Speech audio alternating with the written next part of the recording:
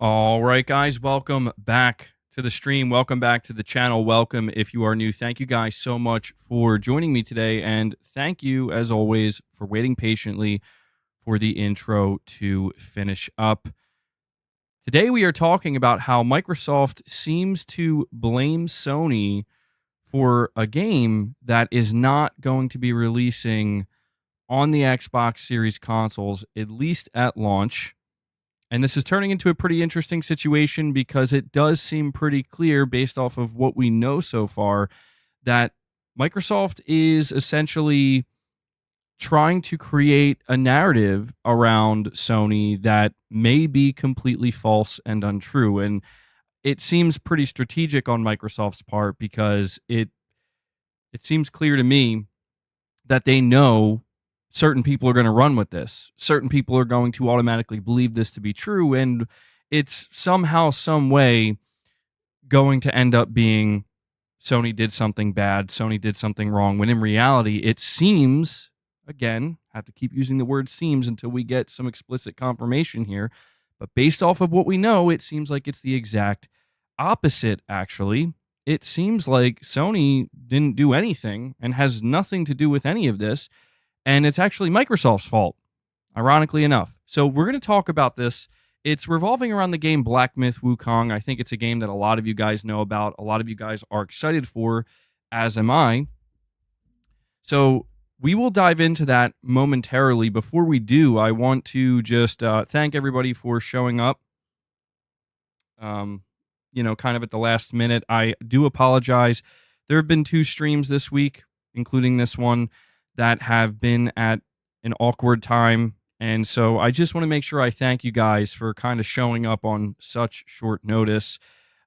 We should hopefully have a more consistent schedule starting next week where, I won't be going live at different times. It should just be one time. But yeah, guys, I want to let you know a couple of ways you can help support the channel. Obviously, if you're tuning in live, thank you so much for that. If you're somebody who can't make it live, but you end up watching later on, I want to make sure to thank you guys as well, as there's a gnat flying around here again. And I want to ask you guys to hit the like button to help the stream out. We're sitting at 42 likes. We have almost 200 people here already, which is great to see. So do me a favor and make sure you hit that like button. Let's see if we can get it up to 50 and maybe even to 75. It really helps the streams out more than you know. There has been an influx of people who either A, hate this community, B, hate PlayStation, or C, just don't like anything that anybody here has to say, and they have been certainly hitting the dislike button. So if you want to help kind of push back against that a little bit, just take a second, hit that like button. It helps more than you know. Now, there are 3 ways you can help support the channel directly. Number 1, you can consider becoming a channel member. If you become a channel member, you gain access to exclusive perks such as the Members Lounge and member exclusive content. This week so far, we did a really, really interesting Members Lounge, in my opinion, with some very interesting conversations and talking points. And then earlier in the week, we did a 2-hour Elden Ring stream. So that's content that is available just this week for members. If you are already a channel member, consider gifting memberships, okay? We strive to hit the goal of 25. Frequently, we try to go beyond that to 50, 75, and on occasion 100. If we hit that 25 member goal, we will feed the beast here. And last but certainly not least, consider donating a super chat, ask a question, give an opinion, make a statement, anything in between. It all helps tremendously. There's a bonus way, by the way, in the chat, pinned comment, direct link to donate, and the donations 100% goes to the content creator. All right, so let's dive into this conversation here. This began with an article that was written up by Jez Corden of Windows Central, and the title reads, "Hotly anticipated Black Myth Wukong is delayed on Xbox Series X and S, and now Microsoft has responded." Black Myth Wukong, a spectacular-looking upcoming action-adventure game from new studio Game Science based on the Chinese classical novel Journey to the West. The player takes charge of a martial arts-wielding monkey known as the Destined One, based on Sun Wukong from the novel. Described as a boss rush game, Black Myth Wukong has previously slated, or was previously slated, I should say, to hit Xbox Series X and S alongside the PC and PlayStation 5 versions on August 20th, 2024, until plans changed. Developer Game Science showed off a new trailer for Black Myth Wukong at this year's Summer Game Fest 2024 in LA, and the Xbox Series X and S logo was mysteriously absent.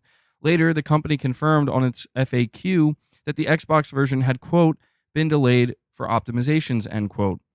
The full quote reads, "We are currently optimizing the Xbox Series X and S versions to meet our quality standards, so it won't release simultaneously with the other platforms.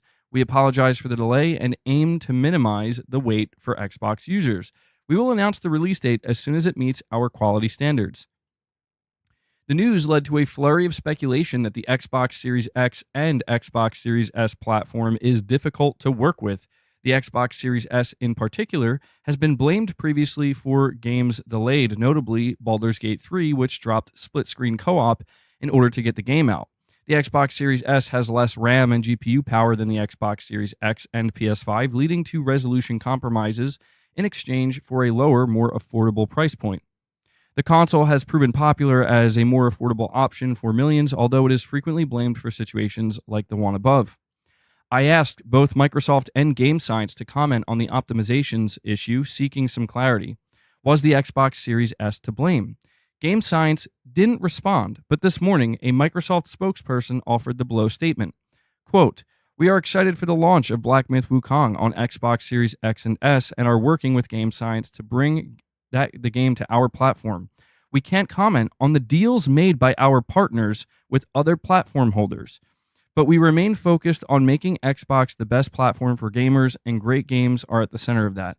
That's the full quote from Microsoft. Microsoft is clearly aware of the rumors that Black Myth Wukong took some kind of exclusivity deal. Most, myself included, thought that the Xbox Series S was likely the culprit from the onset, but perhaps there's more to it. Perhaps there isn't. I became aware of the whispers and rumors while out in LA for the Xbox Showcase 2024 that despite the optimization assertions, Game Science had actually taken some form of exclusivity deal with PlayStation for Black Myth Wukong. Reading between the lines, Microsoft does seem to suggest that some form of third-party exclusivity deal may be in play, although it stops short of explicitly stating as much.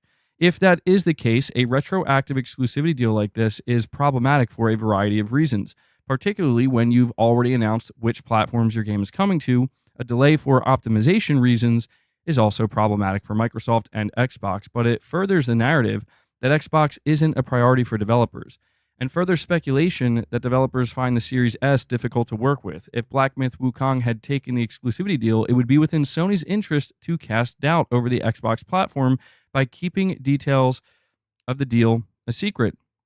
Game Science is a new independent studio. It's not unheard of for indie teams to take exclusivity deals to help with their cash flow. Microsoft has a variety of exclusivity deals in place in a similar fashion, including Pokemon-like survival hit Palworld. What would make less sense is to throw Microsoft under the bus in order to save face with an audience disappointed by the delay. Dozens upon dozens of articles and YouTube videos blaming the Xbox Series S for Black Myth Wukong's delay appeared in the wake of the delay statement, creating yet another flurry of doubt over the Xbox Series X and S platform. I would love to hear some more details from Game Science for what exactly is causing the holdup on Xbox at their end. If it is indeed the Xbox Series S, I'm not sure we'll get anything official. Whatever the hard reality is, it's ultimately on Microsoft to solve the issue that developers are having with the Xbox platform and ensure that Xbox customers are still able to receive content at an equal pacing to its competitors. Capcom recently announced a range of classic game ports exclusively not coming to Series X and S, for example. So, yeah, this is an interesting situation that has popped up. We have Silent Spartan here with a $2 super chat saying, "How many sets do you have? Looks sick." What sets are you talking about, Silent Spartan? You're gonna have to elaborate on that one for me. But that is the write-up, okay? That is the write-up from Windows Central, where Windows Central is not the one necessarily accusing Sony Oh, you're talking about the setup. Okay. Yeah, yeah. I did move it again. I'm glad you like it. How many setups do I have? I've had a lot over the past like 2 years, but this one I'm pretty happy with. Okay. So we'll try to keep this one. Um, Windows Central is essentially leaning into what Microsoft's statement says here. I want to read Microsoft's statement one more time. Microsoft said, "We're excited for the launch of Black Myth Wukong on the Xbox Series X and S and are working with Game Science to bring the game to our platforms. We cannot comment on the deals made by our partners with other platform holders, but we remain focused on making Xbox the best platform for gamers, and great games are at the center of that." Now, here's what's very dumb in my opinion. I don't know how you could read that statement from Microsoft and somehow walk away thinking, actually believing that Sony has struck an exclusivity deal with the development team working on Black Myth Wukong when Microsoft themselves states, "We are working with Game Science to bring the game to our platforms." That's a little strange, don't you think? How frequently does Microsoft work directly with a development team that Sony has signed an exclusivity deal with? Seems to me that isn't a thing that exists. That's a thing that doesn't happen. In fact, I can't think of one scenario where that has happened, because once Sony signs an exclusivity deal with a development team, they're basically off limits from working with Microsoft. That's not how this works. Sony money hatting again. That's an interesting takeaway from what we just talked about.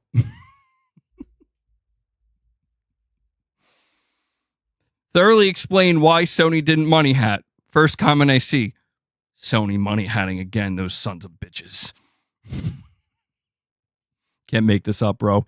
RichRod908 with a $5 super chat says, "Oh, hell no, Microsoft wanksters mad because PS5 ain't broke like the Series S chump machine. PS gangsters and MB gangsters unite and let's get Phil Spencer gangsta." Damn. Rich Rod basically calling for violence here. Just kidding. Not really violence, but just I appreciate the energy, Rich Rod. I'm feeling it. In all seriousness, though, what a wild super chat, by the way. But in all seriousness, I'm seeing people already, they're hitting the ground running with this, where, oh man, there's Sony, they're doing it again. Sony's signing exclusivity deals. Sony's being detrimental to the industry. They're trying to take games away from Xbox. And it seemed fairly obvious from the onset that this is not what's going on. We just saw another Chinese development team, the team that's making Phantom Blade Zero. They just came out and explicitly acknowledged that we do not have an exclusivity deal with Sony. We're just not making an Xbox version. Now, they didn't even say they're not making an Xbox version. They just said, we're releasing the game on PS5 and PC, and that's where we are right now, and we don't have a deal with Sony. So if you read between the lines, well, you don't even need to read between the lines. They're just flat out saying, like, we're not making an Xbox version. But yet, we are still seeing Xbox players, or at the very least, Xbox journalists, run with quotes that Microsoft is feeding them. And it's very clear that Microsoft is feeding them quotes in this way because they know the headlines that will be written. Microsoft simply states, which they're not wrong for stating this, but they know what they're doing. We can't comment on the deals made by our partners with other platform holders. Okay. You can't comment on deals made. You say that right after you say you're working with Game Science. If you put two and two together, seems pretty clear here that what Microsoft is trying to do is get people to believe that Sony has struck a deal to lock down exclusivity for Black Myth Wukong, when in reality that's not what has happened. Microsoft cannot say that Black Myth Wukong is releasing on the Xbox Series consoles because the development team just had to come out and delay it. The development team flat out said, we're working on the Xbox Series X and S versions, but they're going to need time, and we don't know when that's going to be done. It's insane, dude. It's insane to see how quickly people are ready to run with something as long as it makes Sony look bad. And that's the reality, dude. That's the reality right now. Why didn't Game Science comment, though? They've already said that they're optimizing the game. Why not give further details? Well, if I had to guess, it's because of what you just said. They already answered the question. You know, they don't have to, like, Windows Central basically being like, hey, why isn't the game launching on Xbox? It's like, pretty sure they answered that question a week and a half ago. You're a little late.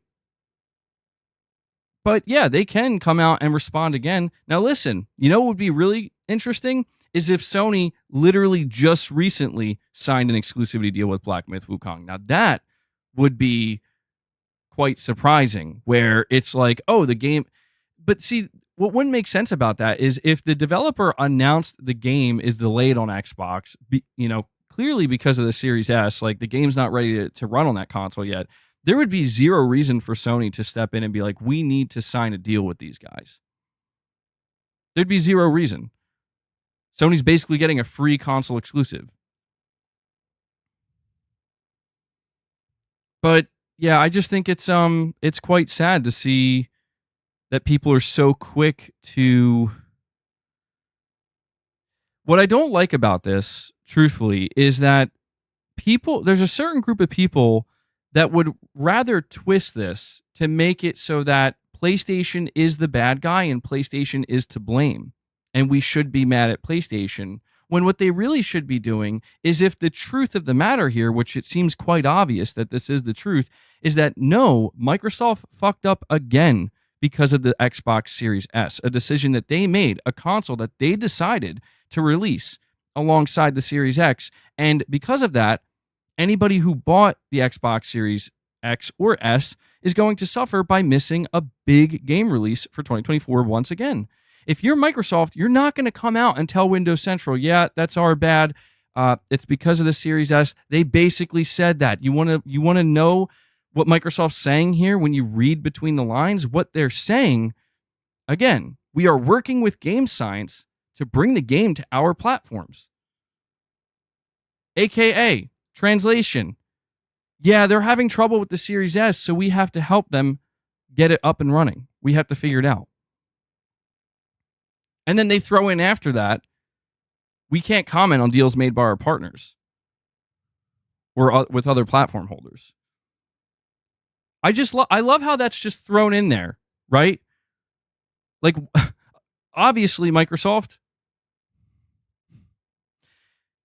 could be meaning it the other way, though. You know, Microsoft could be out here saying it that way to basically be like, yeah, we can't tell you that Sony didn't strike a deal. We can't do that either. We can't tell you they did. We can't tell you they didn't. All we can tell you is that we are working with Game Science. Okay, so there's our confirmation. So anybody who's trying to run with this narrative that Sony has signed some kind of exclusivity deal with this studio or with this game, I hate to break it to you, no. Microsoft just said themselves right here that they're working with the studio to get the game on Xbox.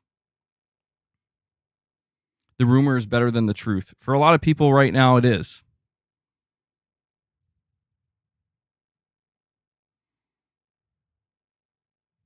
All right. I do have another article here. Now, this article is from a week ago.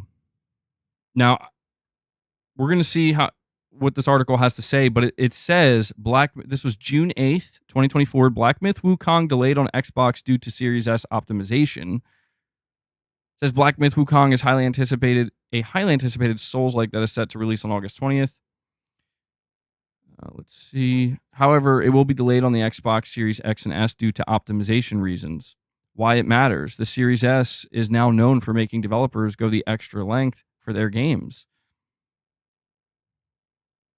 According to the developers, the game is currently being optimized for the platform. While this is unfortunate for Xbox fans, it seems the developers were held back by the limited hardware capabilities of the Series S.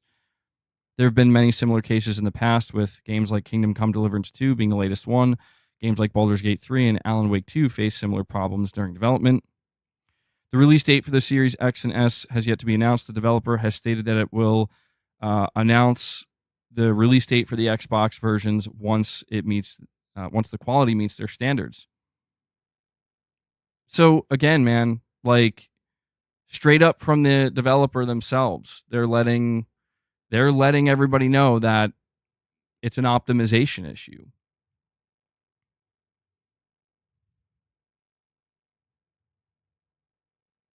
So let's go over to Twitter/X and see what's being said. Microsoft hints at Sony's Black Myth deal. Microsoft has issued a statement regarding the delay of the game Black Myth Wukong on the Xbox Series X and S, hinting at a possible exclusivity deal made by Sony with the game's developers. The game, developed by Game Science, is set to launch on PlayStation 5 first, with the Xbox version delayed. Microsoft's statement emphasized their focus on making Xbox the best platform for gamers, but did not directly confirm or deny any exclusivity deals. Discussions among gamers and industry insiders speculate on the nature of the delay, with some suggesting it could be due to optimization issues, while others believe it may be the result of a timed exclusivity deal by Sony. See, this is what's ridiculous. Here's what Sony should do if they were smart. If Sony was smart, they would get ahead of this and basically just make Microsoft look stupid by just coming out and saying, we do not have any deal in place with Black Myth Wukong or the developer. That's all Sony has to do. If Sony wants to do that, you're going to shut a lot of people up and you're going to shut a lot of narratives down in one fell swoop.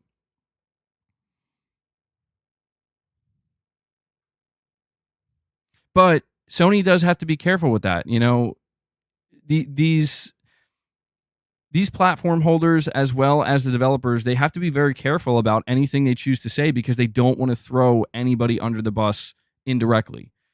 You know, but if Sony were to come out and say something like that directly, people might kind of start throwing some shade at the development team. And Sony, I would imagine, doesn't want to be the cause of that. But that's what I find so interesting about Microsoft's willingness to comment on this, because they're throwing shade seemingly directly at Sony.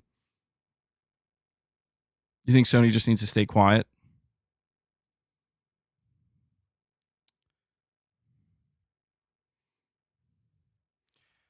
Xbox News for Koreans says, even though Jim Ryan left the company, it seems that Sony's Xbox exclusion deals with third parties are still going on. Okay, I guess we'll just run with that. It's not true, but okay. Okami13 says, personally, I don't think they signed a timed exclusivity deal. If they did, they wouldn't be mentioning Xbox at all. Sony would have announced it or promoted it more. The studio themselves said it's an optimization issue. Thank you. It's good to see some people are making logical sense here, using their brains a little bit. Michael Stanbrook with a $5 chat saying, Jez lost all credibility when he tweeted Microsoft is not porting games to PlayStation and it's just fanboy hopium. I believe nothing from Windows Central. Yeah, it is interesting to me how much Windows Central and Jez Corden in particular still get cited. Like, I watched the whole situation as it went down, and yeah, it is very strange to me that like people still, you know, they kind of just take this as a reliable source of anything, and it's like, all right. I mean, I guess truthfully, Windows Central and Jez Corden probably still do have some good, you know, sources or contacts or whatnot with Microsoft, but it's just ridiculous that, like, what's ridiculous to me is the only thing people should be saying, like, this shouldn't even be a topic of discussion, because the only thing people should be saying about this right now is Microsoft literally said themselves, we're working with Game Science. We're working with the developer. Microsoft said that themselves. And it is mind-boggling and frankly ridiculous to see that if you go on the internet, people, this is where I talk about, people will just make things up. They will just make things up. They will run with nonsense. They will run with complete bullshit as long as it can help them gain attention and they can, you know, once again, get on that kind of like hate bandwagon. And we have a direct donation from Digital Dude 25. Thank you for that, buddy. $10 donation. Good stuff. You're saying, MBG, you should check out Mystic Ryan's new video. He talks about the Blue Point concept art, and even he believes it's a God of War spinoff game. I'm telling you, that is Atreus in the concept art. Yeah, I didn't watch that video. Maybe I'll have to go check that out. But Yeah, I mean, it's interesting, man. It's interesting. A lot of people were commenting on that piece of concept art, and it does seem like quite a few people are settling on, yeah, this looks like it could be Atreus. This looks like it could be, um, you know, some kind of God of War spinoff concept art. Yeah, I'm really interested to find out what Blue Point's working on. I don't know when we're going to see it. I don't know when we're going to see it, but I'll be ready for it, certainly. And I think you will too, Digital Dude.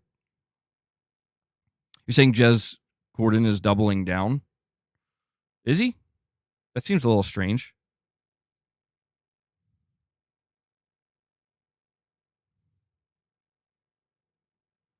Here's an interesting take.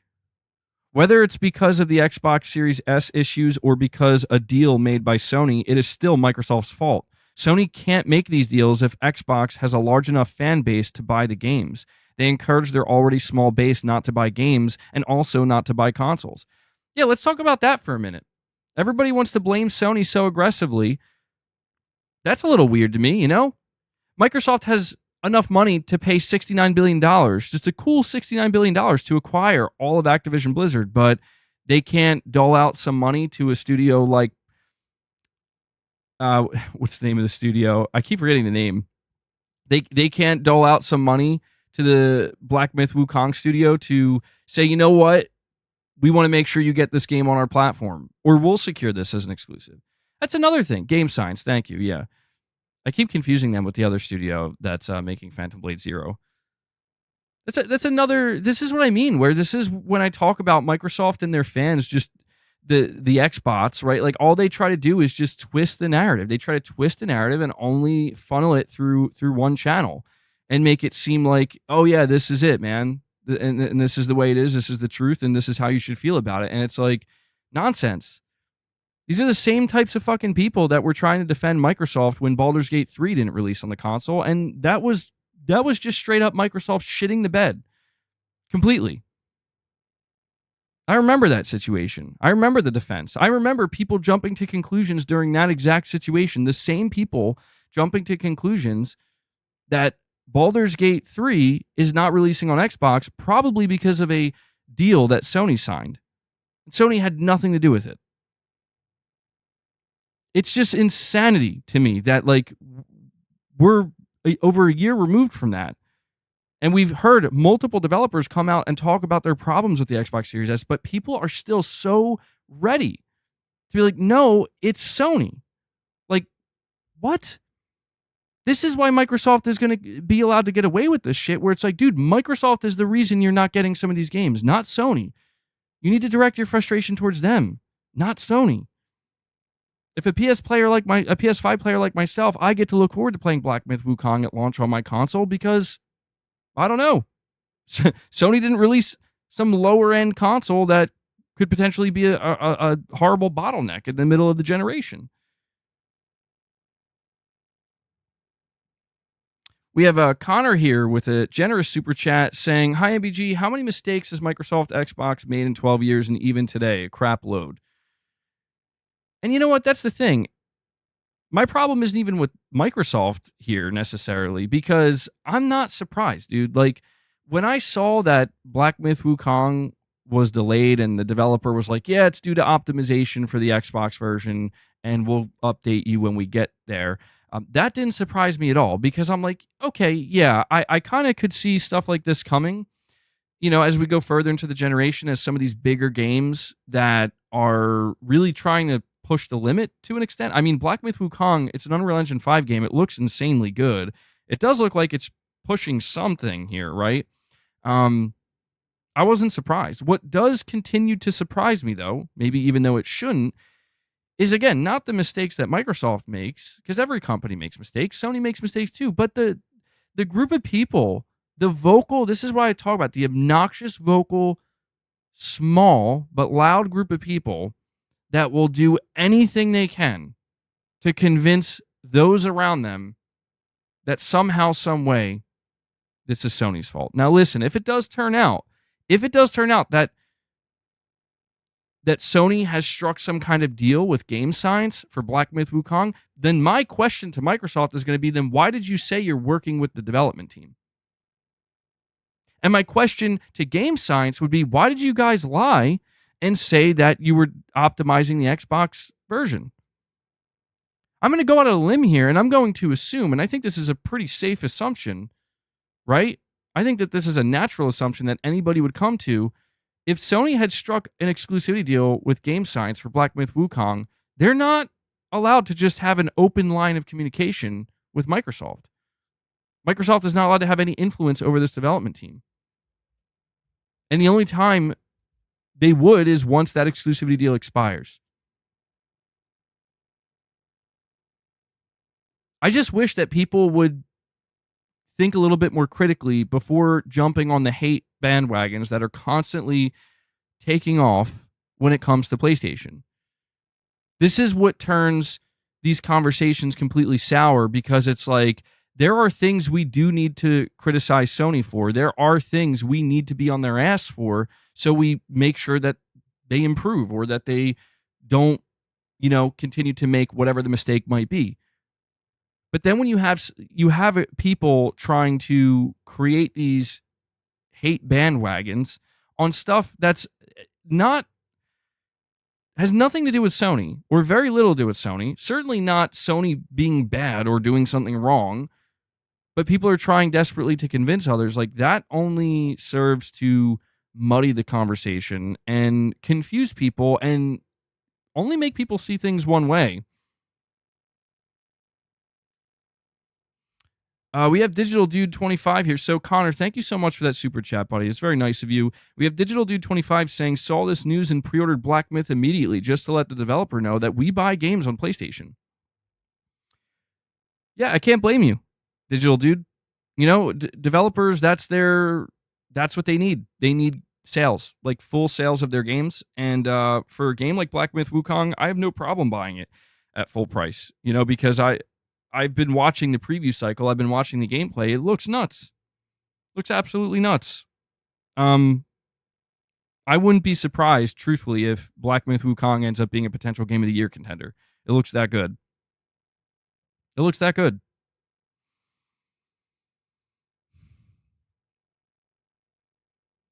Yeah, it is disappointing that they're saying they're going to maybe have trouble with a physical disc. Yeah, I've seen some people frustrated with that, and I totally sympathize, because, I want a physical disc as well, but it does sound like they're working on it. They're going to try to sort that out so that they can have a physical disc available at some point. I'm just glad that they acknowledged it, and it just wasn't like a random, like, oh yeah, it's digital only, sorry, we're choosing not to do a physical version. I think it has to do with like importing and stuff, like certain restrictions. Like, they're going to have to find a partner to work with because they are a Chinese studio. Let's see what else we got here.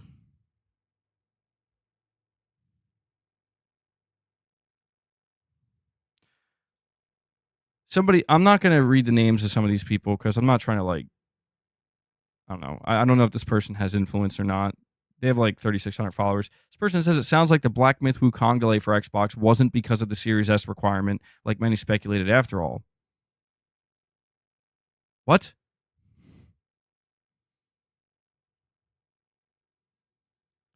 Insider Gaming reports Microsoft issues statement on Black Myth Wukong Xbox delay.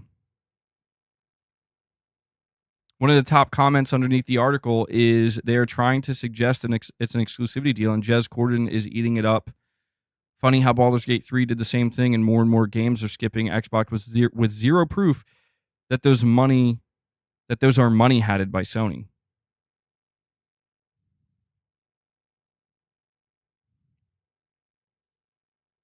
A tweet from Jez Corden last year, Xbox fans need to go through the same waiting game with Baldur's Gate 3 as they do with Final Fantasy VII Remake and other games with vague and undefined PlayStation exclusivity periods. Don't be surprised if Baldur's Gate 3 never comes to Xbox.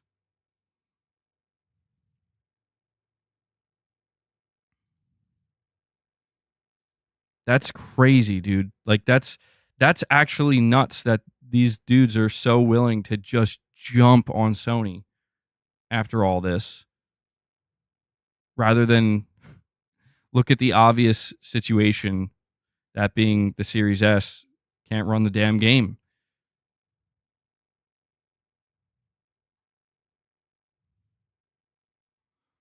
See what else people are saying. Xbox News for Koreans says this could be Sony's new type of timed exclusivity deal. Not typical.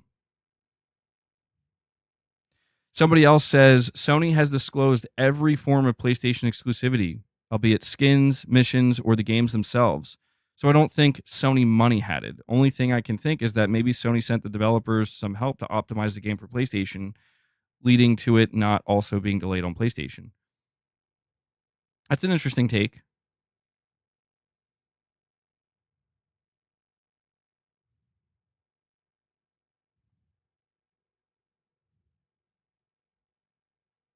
This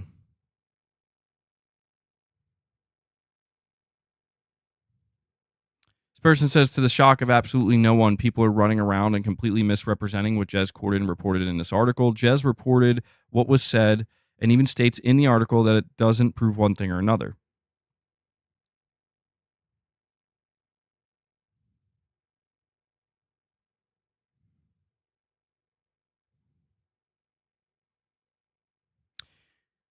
You know,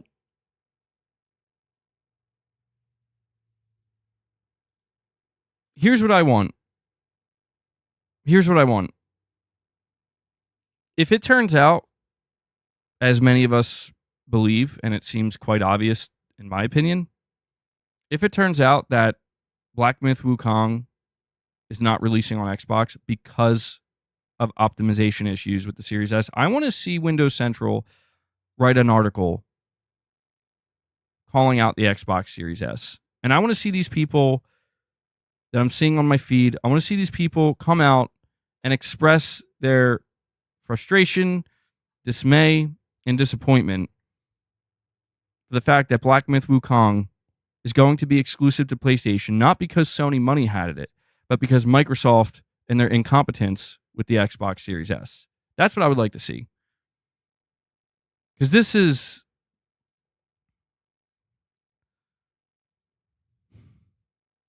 Microsoft, dude, their marketing, bro, they know what they're doing. They know what they're doing. They know. We can't disclose the deals that our partners make with other platform holders. Series S is their bestseller. Yeah. Yeah, I mean, honestly, if you think about it, this is why Microsoft is not going to... This is why Microsoft is not going to throw the Series S under the bus. Microsoft isn't going to ever say a negative thing about the Series S, because you're right about that. Like, between the Series S and the Series X, the Series S is the one that's selling more. And any hope that the Xbox console might have probably lies on the shoulders of the Series S more than anything. So if you're Microsoft, yeah, you can't come out and say or do anything that would feed into, you know, the truth. That is, the Series S is really starting to cause some issues with some of these bigger games.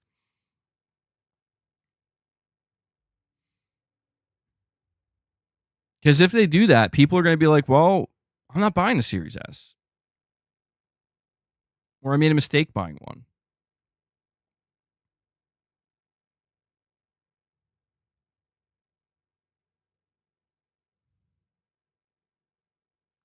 Antonio, you're saying Black Myth got a release date for August 8th on Xbox, PlayStation, and Steam 8 months ago. You might be jumping the gun here. All right, well, you know what? Let's look at it on the other side. Okay? Let's look at it on the flip side. I'm going to put the fact, Antonio, all right, and everybody else, I'm going to put the fact that Microsoft said they're working with Game Science aside. Okay? I'm going to put that aside and pretend Microsoft didn't say that. Let's say Sony did money hat the game. Let's just play devil's advocate. Let's say Sony did money hat the game and they locked down Black Myth Wukong as a console exclusive. I would need to ask Xbox players a serious question. I would have to ask Microsoft players a very serious question, and it would be, why is it okay for you guys to cheer on literal publisher acquisitions. But it's a problem if PlayStation players get excited about Sony locking down a AAA exclusive game from an independent studio. That, like, if that were the case, I would have to ask that question. Why is it okay to cheer on publisher acquisitions? That's good and that's fine, but it's bad if Sony like locks down an exclusivity deal with an independent studio on a game. That, you know, I know it's because I know that people just want to look at it as, well, Sony isn't playing as nice with Microsoft as Microsoft is playing with Sony. So Sony's bad. Sony and their exclusivity is bad. It's like, dude, I'm literally seeing Xbox players remind me, as well as anybody else who plays on PlayStation, that we are footing the bill for Microsoft putting games into Game Pass. And the only way that was made possible is by Microsoft acquiring these publishers. So I don't want to hear any of this nonsense. I don't want to hear any of this nonsense that there's something wrong with Sony trying to, if they were, you know, trying to pursue some kind of deals. I said this when the ABK deal closed. And I said, you know what? From this point forward, I don't want to hear anybody bitching at Sony for doing anything. Because Microsoft just flat out consumed 2 publishers, one of them the biggest one in the world. And they could do whatever they want. That's the truth.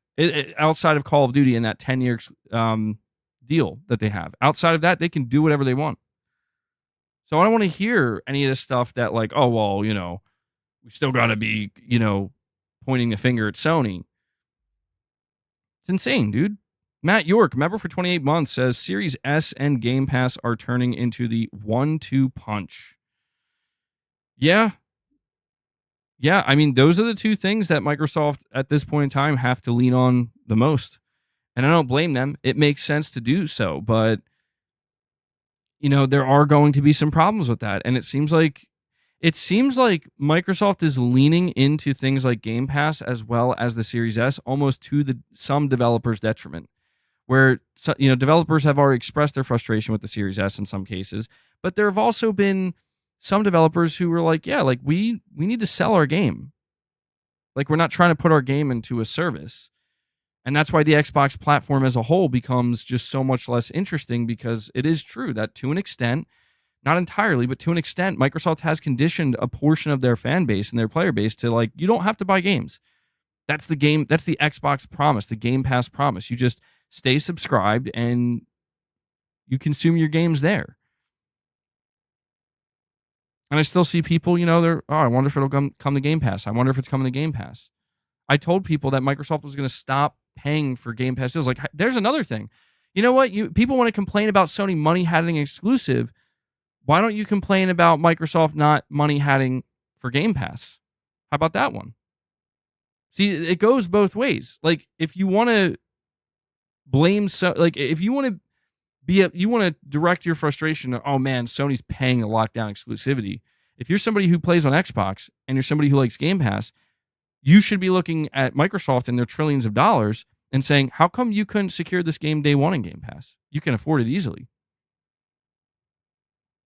You know, I'm just saying it goes both ways in this case. It goes both ways. It's like people want to be mad at Sony for, like, trying to lock down shit for their players. And I feel like the only people who are going to be mad about that are people who are not playing on PlayStation. But again, even that I can understand. If you're not on PlayStation, I can see why it's frustrating. But when there's no proof of what's being brought to the table, like what people are beginning to speculate, there's no proof at all. In fact, there's actually more proof that says, no, that seems like nonsense. We have Miguel here, a member for 11 months. He says, hey, MBG, hope Mrs. MBG is feeling better. She is feeling better. She's doing well. Who thought that when Microsoft produced the Series S, they signed up a bunch of exclusivity deals for Sony? That's an interesting way to put it. Yeah. That's a very interesting way to put it. It's like Microsoft indirectly handed Sony some timed exclusives or full exclusives in some case. They, you know, like full console exclusives. They indirectly handed it to them. We have JD Gamer saying, just to remind you, Sony, money had in games is what triggered Microsoft into buying these publishers. It's that action that caused those acquisitions. See, JD Gamer, sure, you maybe to an extent, but I don't know that I buy that at this point in time. When I start to see Microsoft's bigger plan, because that's the thing. When Microsoft was in this court case, right? When Microsoft was fighting Sony and fighting the FTC, they were like, Sony's killing us out here. They're trying to lock down these games. And it is true to an extent that, yeah, like Sony is locking down some big games and keeping certain games off of Xbox. That is true. So Microsoft using that argument, can't blame them. Can't say it's false. However, the one thing I will say is that at this point in time, now that they do have Activision Blizzard, now that they do have Bethesda, and now that we are seeing games like Doom still coming to PlayStation, and the fact that Microsoft is seemingly getting much more comfortable with being more of a publisher rather than a platform holder, like publisher first, platform holder second, it seems pretty clear to me that I want to say it seems clear, but it wouldn't surprise me if it turns out that Microsoft never really cared that much. Because think about what has hurt Microsoft the most. What has hurt Microsoft the most are not the exclusivity deals that Sony signed over the years. If you believe that, you are losing the forest for the trees. What has hurt Microsoft most is their fuck up at the beginning of the generation with the Xbox One. Phil Spencer confirmed this himself. He straight up said, once we lost that, there was no recovering.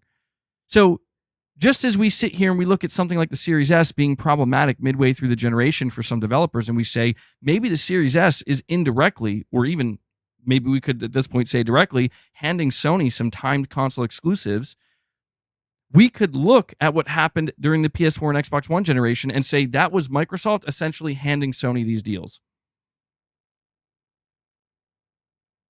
I always try to remind people, these deals are a two-way street. Nobody is holding a gun to development teams' heads and saying you need to sign this deal with Sony. People are forgetting that Sony is funding a developer. People are completely forgetting that Sony is helping a developer if they sign a deal with them. They're saying we will help fund your game, we will help market your game, and your game is likely to sell well on our platform because we have a player base that buys video games at full price. If you are a developer, you look at that versus the Xbox side where Microsoft is out here literally trying to tell people, please, for the love of God, sign up to Game Pass because we will give you games for free. You know, the way people talk, oh, I get games for free in Game Pass. That's how people talk about it. If you're a developer, you're looking, you got less consoles sold. You got less incentive for people to buy your game. This is why I try to tell people, like, don't fall for the twist, for the spin that Microsoft constantly tries to put on everything, because that is what they do. I don't blame them. They are supposed to do that.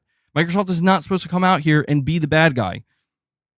They're not supposed to come out here and make people upset. They're supposed to come out here and be like, buy Call of Duty or play Call of Duty on Game Pass. That's what they're supposed to do. That is what they're doing. But Sony's also doing what they are supposed to be doing, which is we've built a platform that has become sustainable and profitable off of people buying video games, people buying our consoles, people buying video games, and it's been lucrative for developers as well. So it's a win-win-win all around. And Microsoft is the one out here trying to disrupt that completely and fuck that up entirely because Microsoft was the one who couldn't make that work. And that wasn't Sony's fault. That was Microsoft's fault when they screwed up the Xbox One and never recovered. All Sony did was what any company would logically do, and our competitor just basically blew their head off. Well, I guess we can just proceed forward and do the best we can and try to see how far we can go. And that's exactly what Sony did. So I would say the more truthful version of this is what led to Microsoft buying publishers wasn't Sony acquiring a couple of exclusivity deals or even a myriad of exclusivity deals over the course of the PS4 and the beginning of the PS5 generation. It was Microsoft failing on a level at the beginning of last generation that they simply couldn't recover from. Because I would also make the argument that it's games like God of War 2018. It's games like Horizon Zero Dawn. It's games like Ghost of Tsushima, games like The Last of Us, games like The Last of Us Part 2. I would say that these games had much more of an impact when it comes to the damage that was done to Xbox than something like, I don't know, what's a timed an exclusivity deal that Sony signed, a more popular one. Well, is it like games like Detroit Become Human, right? Games like well, there's Final Fantasy VII Remake. Games like, I don't know, what other deals did Sony have during the PS4 generation? I know they had quite a few. Yeah, there's Final Fantasy VII, Detroit Become Human.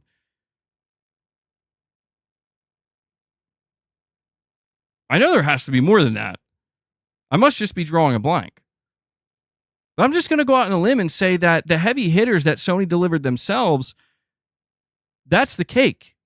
That's the cake right there. The cake is that, plus Call of Duty, plus Madden. And then, you know what? Here's a couple of random exclusivity deals we have. That'll be the icing on the cake. Yeah, so maybe something like Death Stranding, right? Like, Death Stranding was awesome, and that was a partner game. And Sony technically did pay to make sure that game didn't release on Xbox. But you'd have to be out of your mind to think that Death Stranding alone is responsible. Or Final Fantasy VII Remake alone is responsible for Xbox being in the fucking gutter. No. There are so many reasons stacked on top of one another why Xbox was in the gutter and why they were like, we need to fucking buy publishers. You can throw in Death Stranding if you need to. You can throw in Final Fantasy VII Remake if you need to. But I think people are honestly delusional if they think that's the sole reason. It is those exclusivity deals. I mean, you could say it's maybe death by 1,000 cuts at this point for Microsoft, you know, in terms of the, you know, operating traditionally and why they bought publishers, why they completely shifted their entire, you know, their entire way of doing business in gaming. Figuratively literal here, saying, coming from a publisher who literally bought two of the largest publishers in the world and saying they want more, this is absurd, it feels petty. That exactly. That's what I'm saying here, is as far as I'm concerned, Sony can do whatever the fuck they want, dude. Like, Microsoft just made the biggest possible, they just had the biggest possible flex on not just Sony, but the gaming industry that we've ever seen. Microsoft has more power than anybody else in this industry, seemingly, right now. As far as I'm concerned, Sony can do, and anybody can do whatever the fuck they want, because Microsoft got their way, dude. That's what I don't understand here. But, like, see, from Microsoft's position, though, no, you don't want people to see that. If you're Microsoft, you don't want people to realize that you are, like, one of the most powerful entities in gaming right now, and you did it by consuming these fucking mega publishers. You don't want people to look at it like that. What you'd rather do is, yeah, but look at Sony. Look at Sony and their money hatting. I mean, dude, it's like the argument changes every day with these people. The people online, it's like one day it's Sony's going out of business. Sony doesn't have enough money to compete. Sony can't compete with Microsoft's money. And then the next day it's, why the fuck is Sony money hiding games again? Like, which is it? I literally don't even know what I'm supposed to be mad about anymore. It's insanity. JD Gamer again saying, you do realize Sony was the one that started the free game trend on a service, not Xbox, when they were losing to the Xbox 360 going into the Xbox One gen. You know, there might be true. Yeah, that might be true. That might be true, JD Gamer. But see, here's the reality. If there's one thing that I will never turn to you or anybody else and say is that Sony is innocent. Sony is not innocent, dude. Sony is not our friend. Sony is not securing an exclusivity deal to be buddy-buddy with the player and be like, we love you guys. That's why we got this exclusive for you. No, you love money. You love people buying your console. You love the bottom line looking good. That's what you love. And I understand that because you're a multi-billion-dollar corporation. But hey, as somebody who is invested in your ecosystem, I'm not going to sit here and complain that you just got me another exclusive game. Sure, cool. Thanks, Sony. Good on you. Right? I'm going to go play the shit out of that game if it looks good. I've never been one to sit here and make it seem like Sony's innocent. Listen, Sony didn't have to charge for online with the PS4. They didn't charge for online with the PS3 because they were in no position to do so.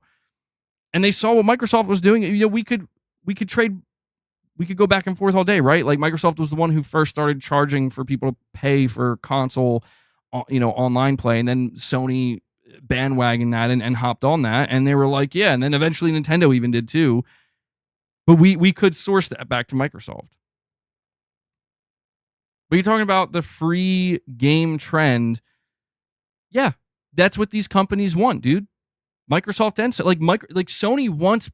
You know what Sony wants? Sony wants people with PlayStation Plus Essential who are paying $80 a year to come out and be like, "Oh, I'm getting free games." No, you're not.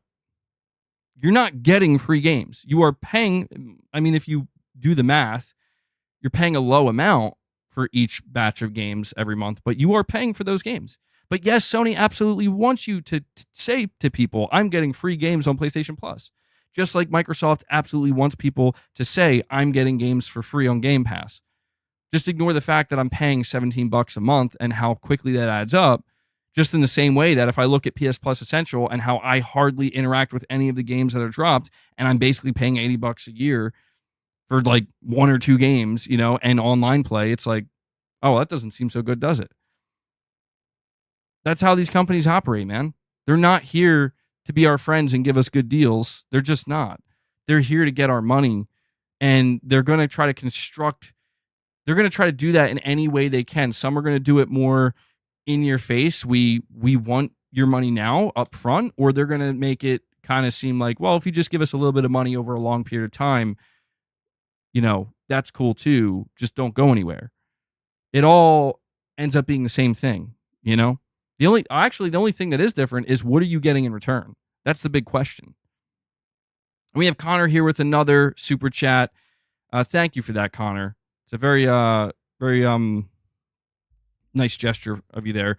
You're saying only way Xbox does well is if it was bought out by a country in Asia. Oh, damn.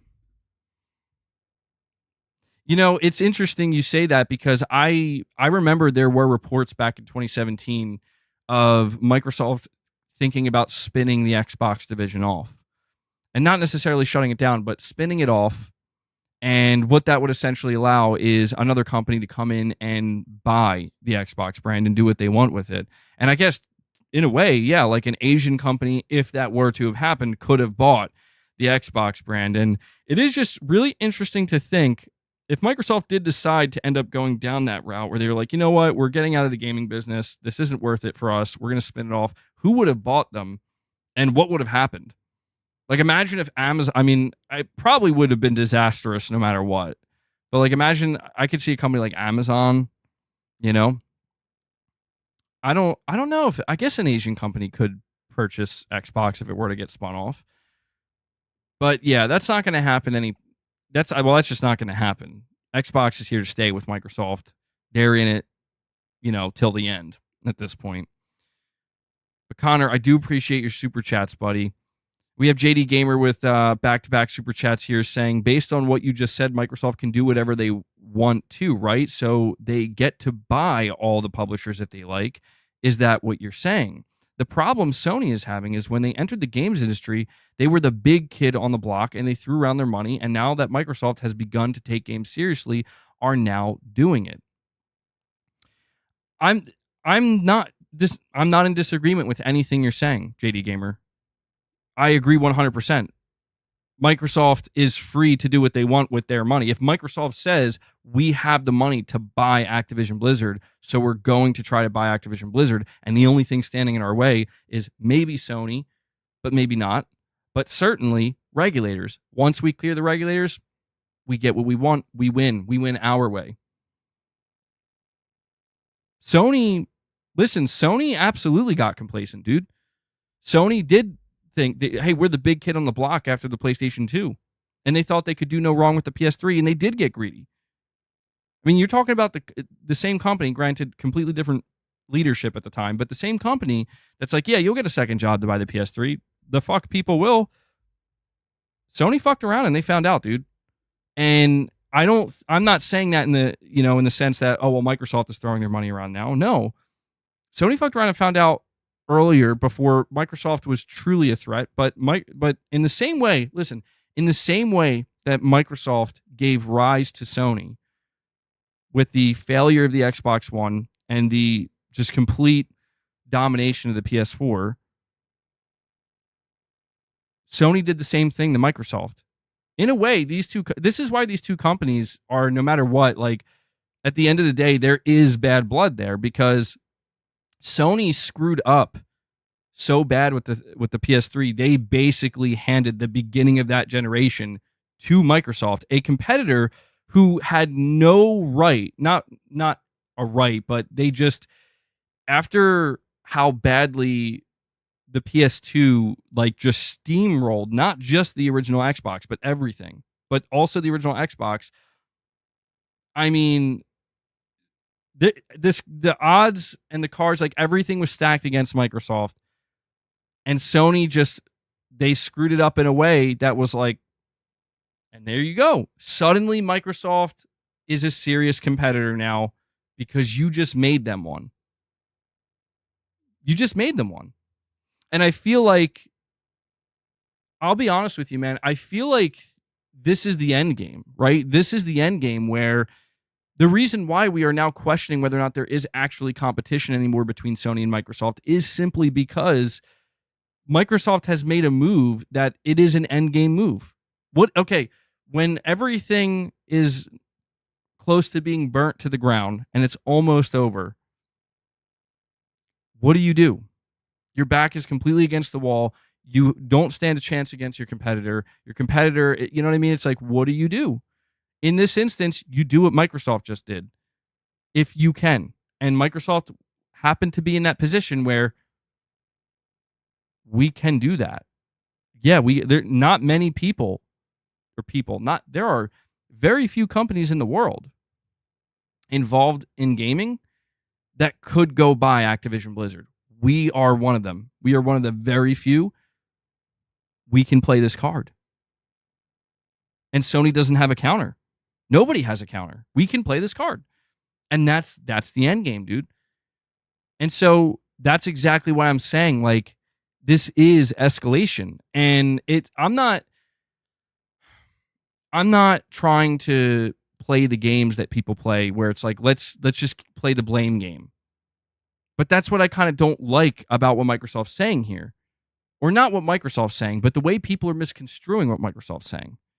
Where there are still plenty of people who want to keep playing the blame game, where they want, this group of people, they want onlookers to think that Sony is the bad guy for money-hatting games, while simultaneously cheering on what Microsoft is doing with Activision Blizzard.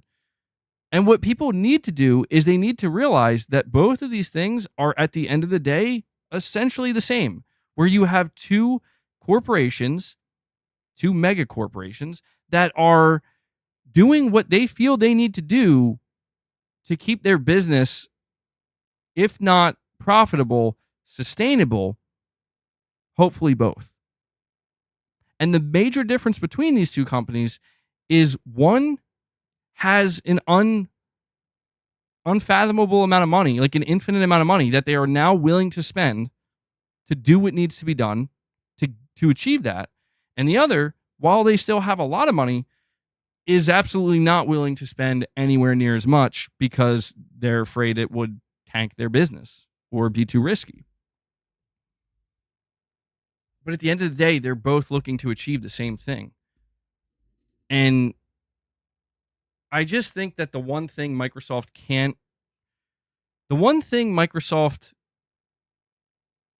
technically can do, but I don't think they will do, is, because think about it, how could Microsoft truly win? How could Microsoft truly, like, hit Sony where it hurts to a degree that, like, people will start leaving and like in mass start going to Xbox, and suddenly Sony starts to go down and down and down and down? What's the one thing that Microsoft could do?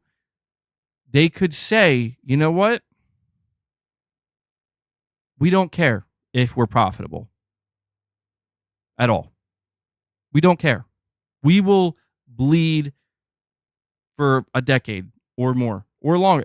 However long it takes, we will bleed and bleed and bleed. We don't care because we know you can't do that.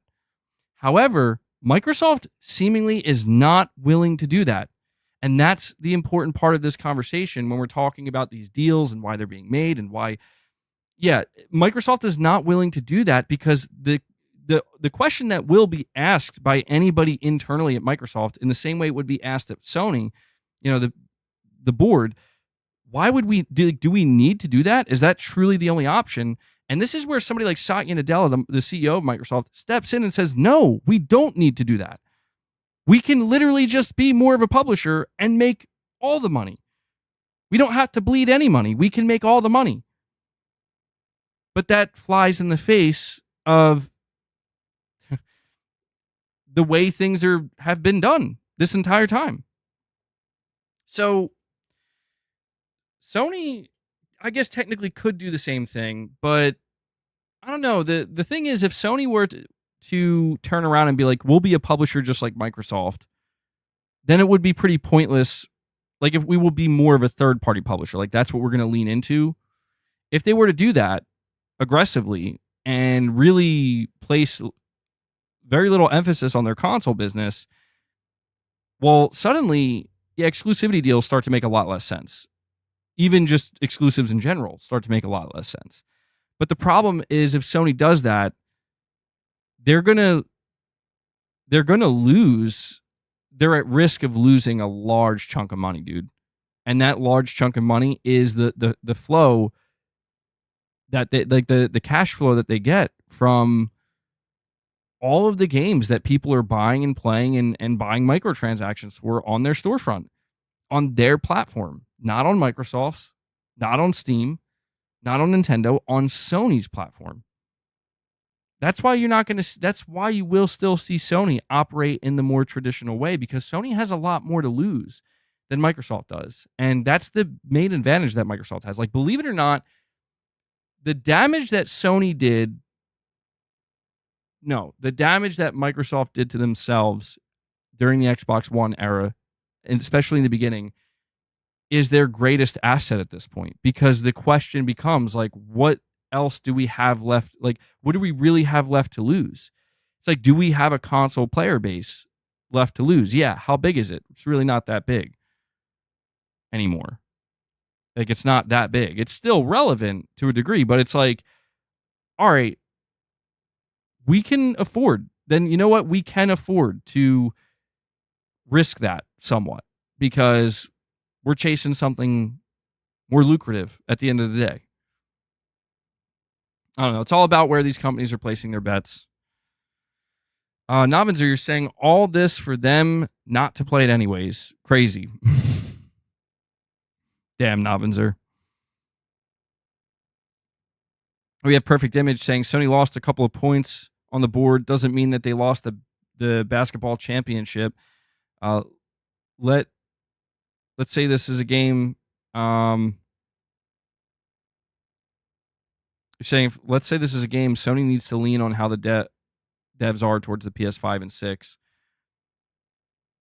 Well, yeah, I mean, we can't call the game, right? Like, I get generally speaking, I get what you're saying, Perfect Image. We can't call the game right now between Sony and Microsoft because it is too early. Dude, listen, I've been posting stuff on Twitter today. You know what I posted today? I posted asking people, would you buy the PS5 Pro? And dude,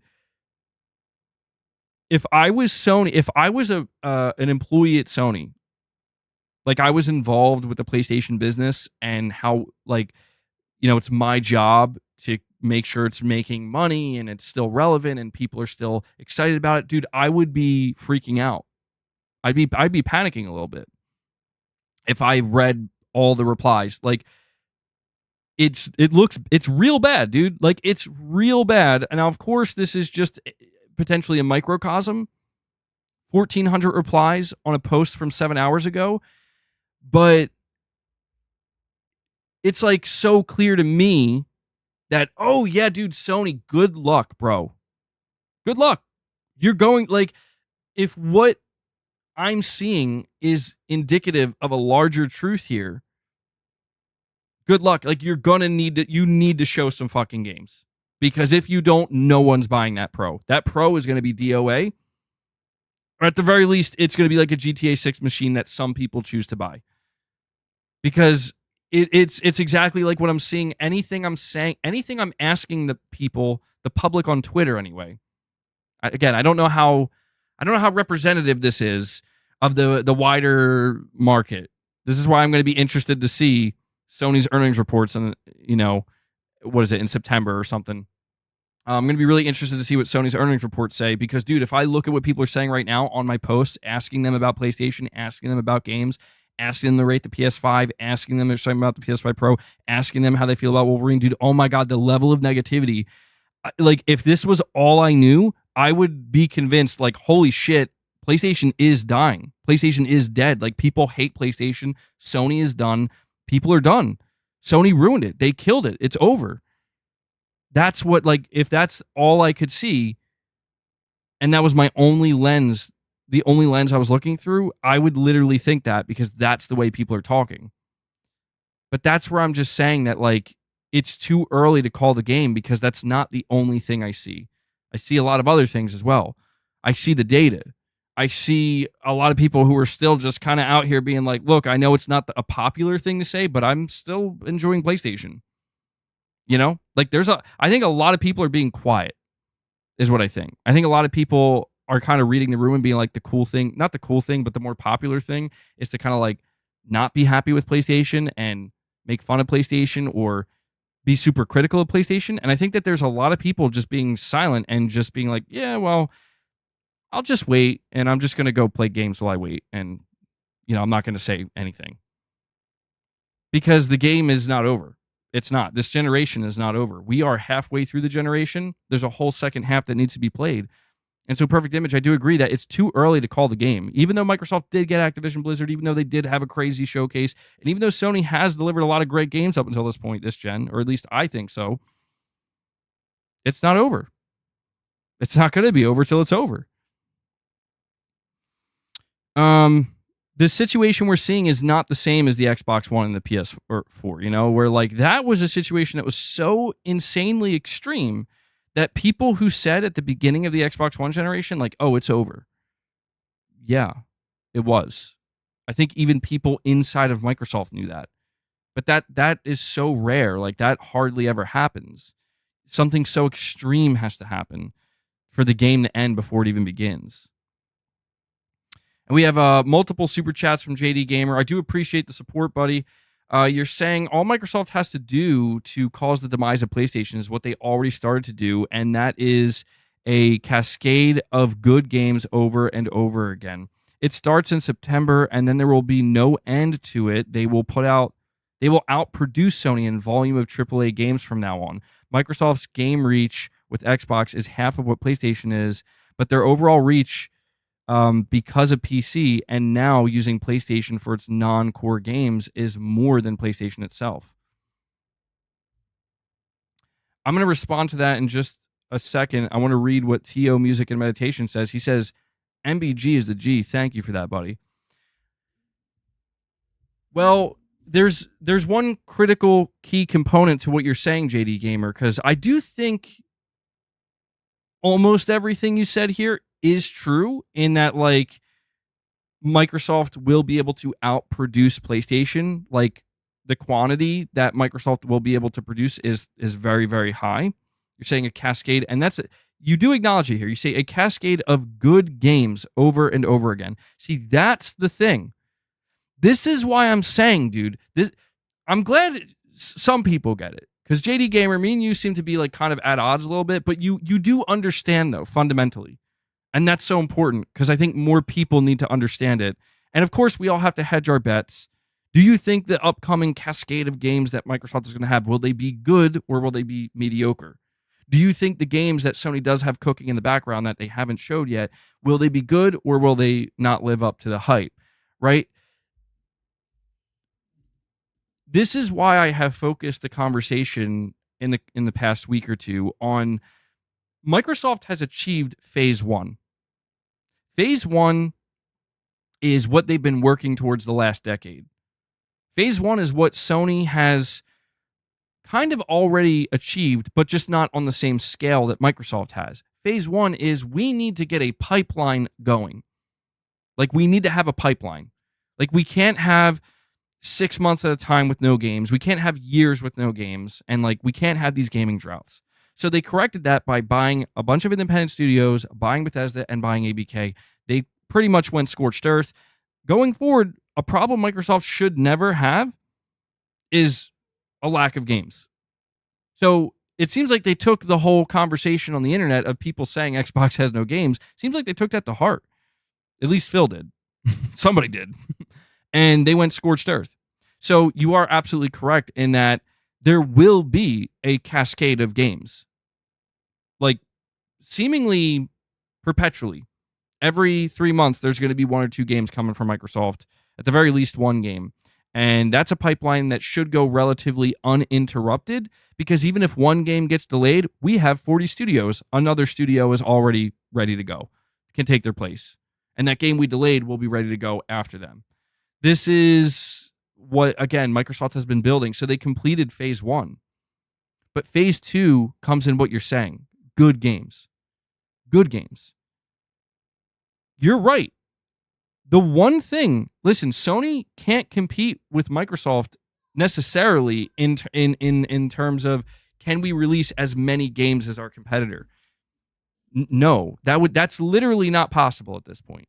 Microsoft bought multiple publishers. Sony did not. Sony did buy quite a few different studios, but still, Microsoft has doubled the studios. It would be impossible for Sony to think that they could match the output from their own internal studios. Now, we're not talking about partner studios. We're not talking about partner exclusives. That's another conversation. Maybe Sony could bridge that gap, and that's how they plan to do it. But in terms of first-party output, they can't.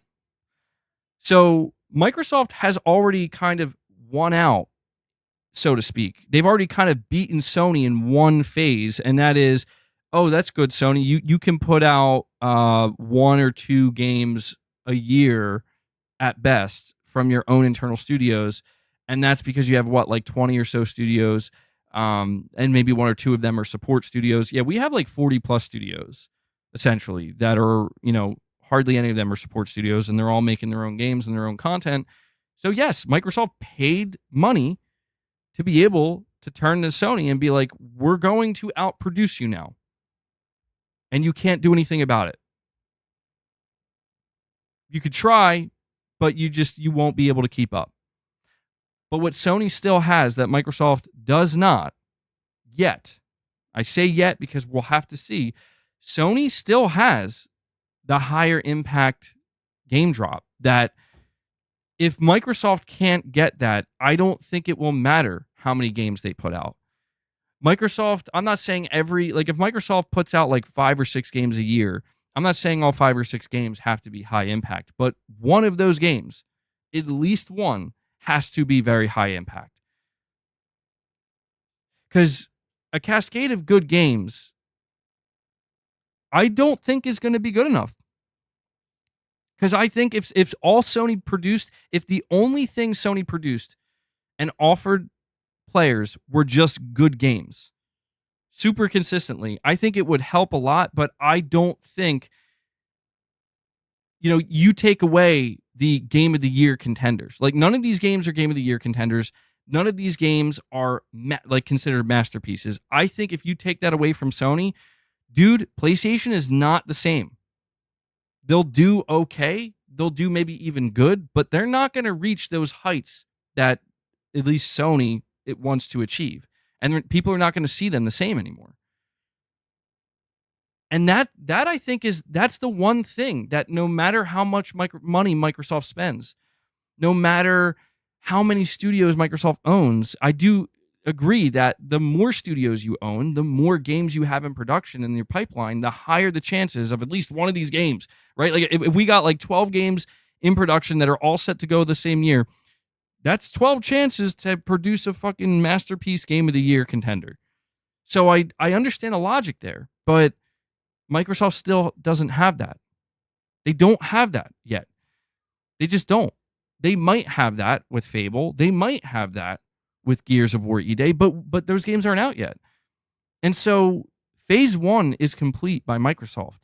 Phase 1 was already technically complete by Sony, but just on a smaller scale. But Sony achieved Phase 2. Sony completed Phase 2. And Phase 2 was arguably the more important phase, which is you need to deliver the games now. And when you deliver them, how are they going to be? Like, oh, that God of War trailer looked amazing, but is it really going to be that good? And it's like, oh my God, yes, it is that good. Holy shit, it's that good. That Ghost of Tsushima trailer looked pretty sick, but is it really going to be that good? Is it really going to be a 10 million seller? Oh, yep, there it is. What about The Last of Us? The Last of Us Part 2, right? Like, is The Last of Us Part 2 really going to be a Game of the Year contender? It's like, yes, it is. And this is what I'm saying is Microsoft still doesn't have that. I'm not saying they can't have that. I'm not saying they won't have that. I'm just saying that, in my opinion, the only way Microsoft truly, as you say, like, what will lead to PlayStation's demise, if Microsoft can come out and say in like 4 years from now or 5 years from now, Microsoft can come out and say, we have like 40 to 45 studios. We are putting out like anywhere between 6 and 10 games a year. And we now also have heavy hitter, tentpole, Game of the Year level, Game of the Year quality titles releasing on a somewhat regular basis, at least throughout the generation. Then Sony's in trouble to a degree. Because that would be Microsoft. That would be Microsoft doing what many would consider the impossible, which is you are literally being better. You are doing better than Sony on all fronts, not just one or two, on all fronts. And you've taken everything away from Sony that would have been considered a strength that our competitor doesn't have, and now you do have it, but at a greater scale. If Microsoft does achieve that, I agree, JD Gamer, that would not necessarily lead to Sony's demise, but Sony would struggle. They would, like, at that point, I don't know how they would really compete with Microsoft, but that hasn't happened yet. You know? Like, I want to know. I want to know how that does happen. Microsoft said themselves, Microsoft did an internal review of The Last of Us Part 2. And this was leaked with the court documents. Microsoft reviewed The Last of Us Part 2 themselves, and the conclusion they came to is we have nothing even remotely on this level. Nothing. Nothing even comes close to touching this. That was Microsoft's own review. Even they realized, holy shit. Now, my question is, if you're Microsoft and you realize that, what do you do? Like, how do you get there? And I think that is the biggest challenge Microsoft faces. And I think they are going to at some point realize, if they haven't already, that that's not just a money thing, dude. Money is a part of it. Yeah, you need to be able to afford to create these big, insanely, big AAA games. You need to be able to afford that. That's not a problem for Microsoft, but it's not just money. There's something else behind that I do wonder if Microsoft will be able to achieve. And I'm curious. I'm curious myself to see, like, how does a game like Fable do? Because Playground Games, I would argue, is probably the highest quality studio, like the highest caliber studio in terms of just like, even though racing games aren't necessarily considered Game of the Year contenders, I would say that studio has produced like what would be considered like a Game of the Year contender every time they've dropped a Forza Horizon game. And now they're working on a more traditional game. And it's like, maybe I thought that's what Ninja Theory was going to be, by the way, And that's what's so interesting. Like, Ninja Theory is a perfect example of Microsoft buys the team. They tell the team, we support you. We support your vision. They give the team like 6 years to make their game. They show their game alongside the Xbox Series S. They show demos, and people are like, oh my God, this game looks mind-blowingly amazing graphically. and then the game comes out and it's like, it would be like if Naughty Dog, not Naughty Dog, but it would be like if Sony like hyped up this really insanely good looking game from a studio that people are like, oh, dude, they're about to hit a new level here. And then it's like, oh, wait, no, they're not. It's actually just a 5-hour game. People would be like, what?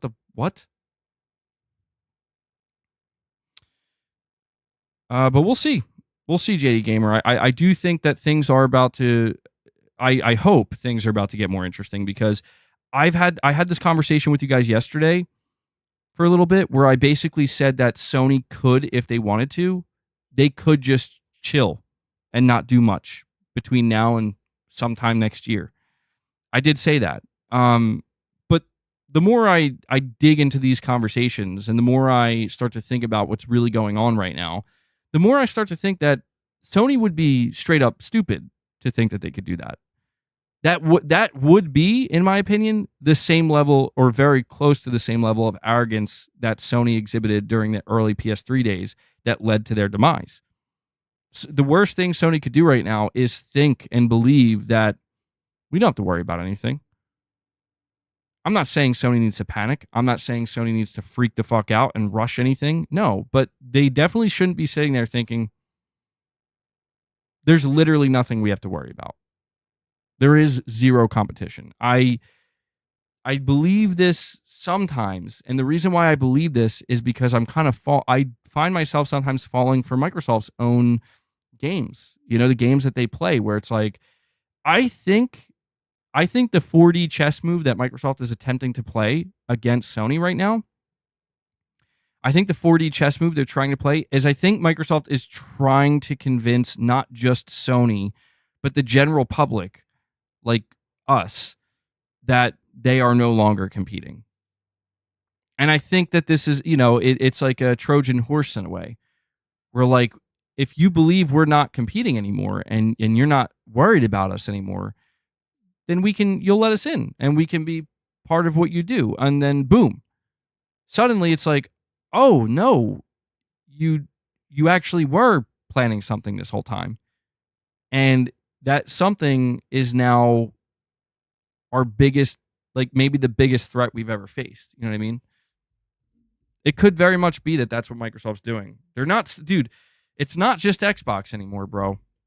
Once Activision Blizzard got involved, and Microsoft's president, Microsoft's CFO, Microsoft's entire marketing team, Satya Nadella, once they get involved, yeah, you're playing 4D chess at that point. You're playing 4D chess at that point. And we'll see. We'll see how it all plays out. We have a perfect image here saying Sony won the PS4 because they decided to make it PC-like.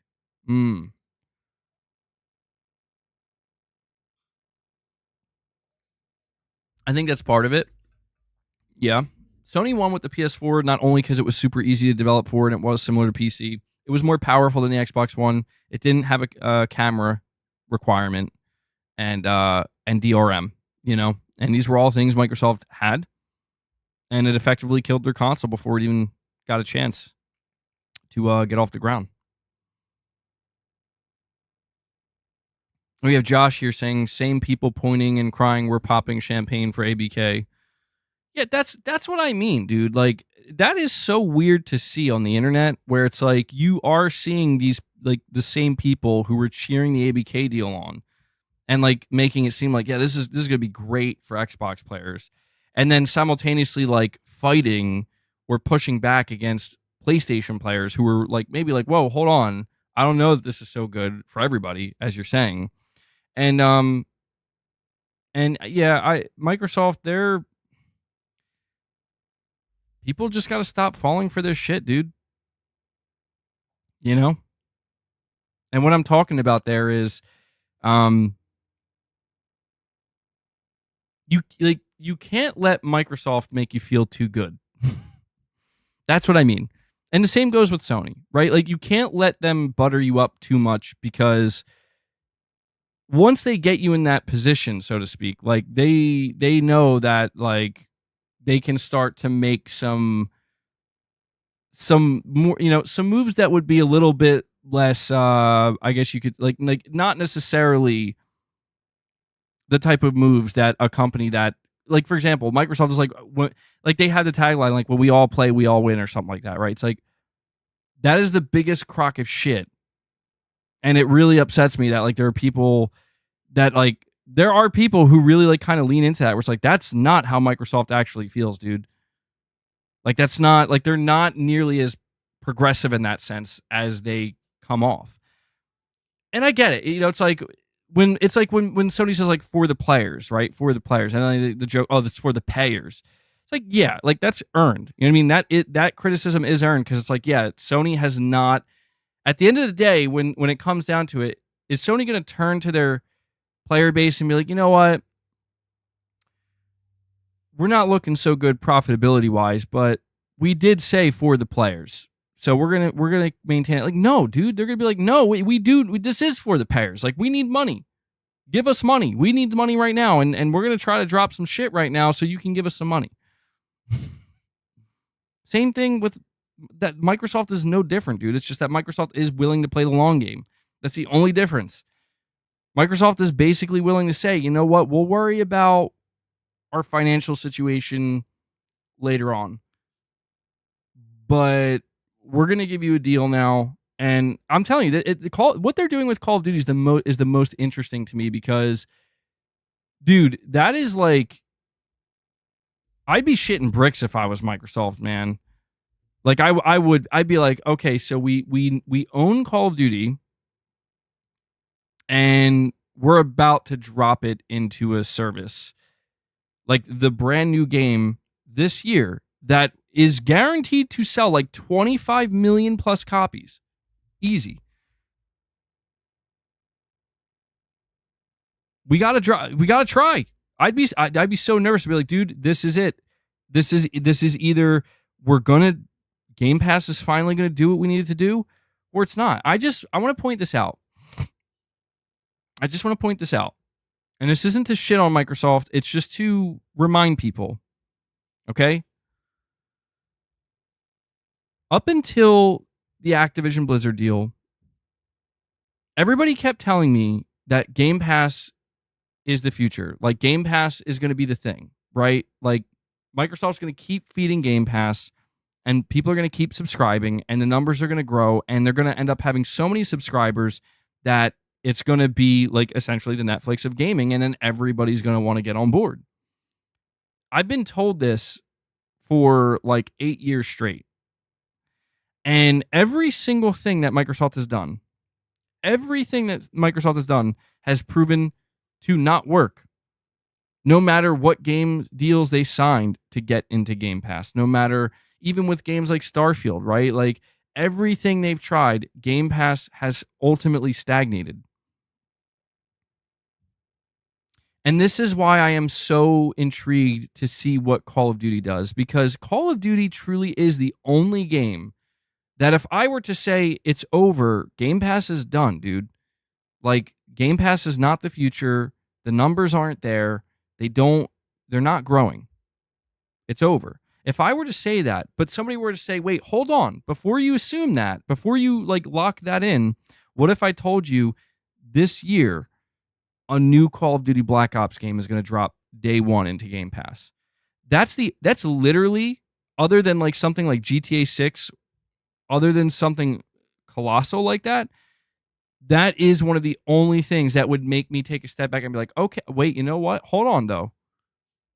That could be it. Like, Call of Duty could be like a new Call of Duty, and a big one too, like Black Ops 6, big, well-known name, not a rehash. Well, you know what I mean? It's not like a Modern Warfare 3 situation where people are annoyed with it. People are very much into what Black Ops 6 is going to be.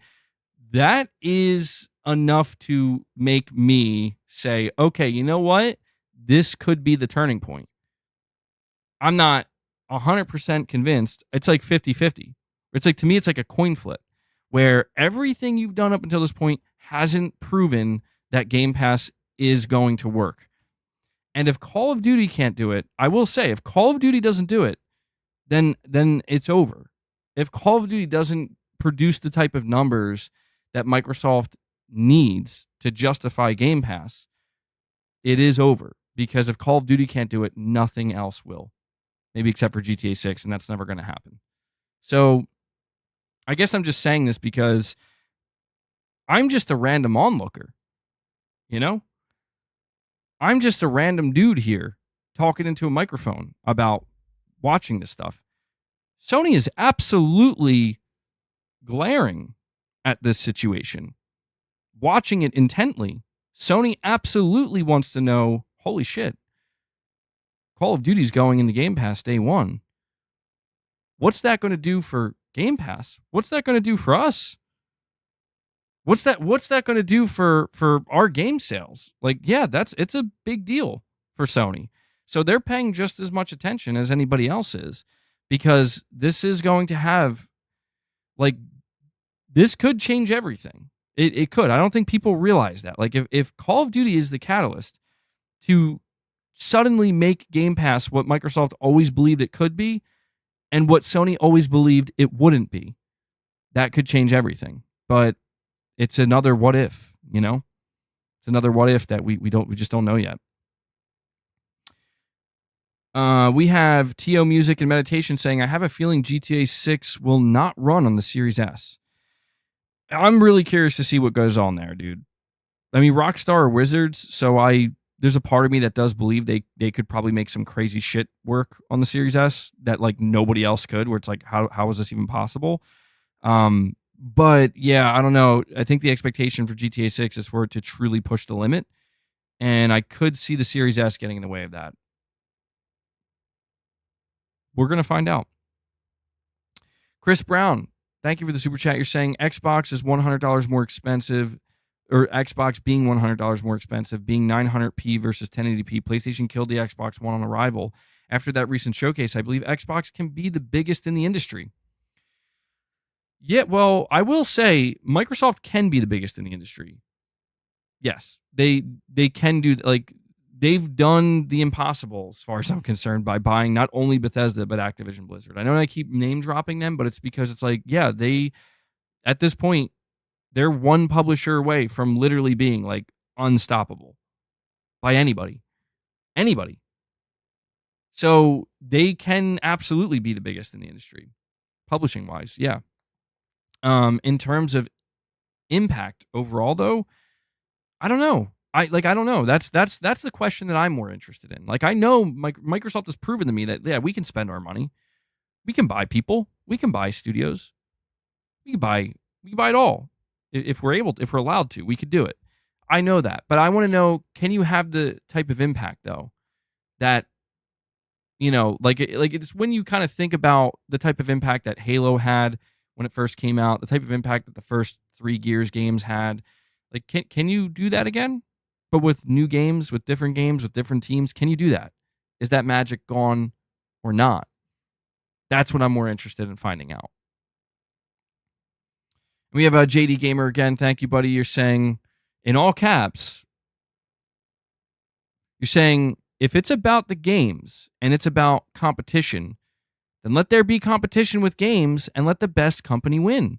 No crying, though, if Microsoft money hats everything, and I do mean everything. Square is next. I agree. I'll be like JD Gamer. That's the thing, bro. Like,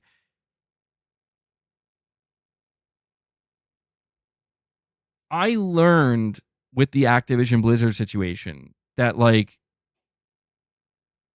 no matter what I said about how this seems unfair, it just seems a little bit like unfair to me that Microsoft can just waltz in and say, you know what, we didn't make games as good as Sony, so we're just going to buy Activision Blizzard.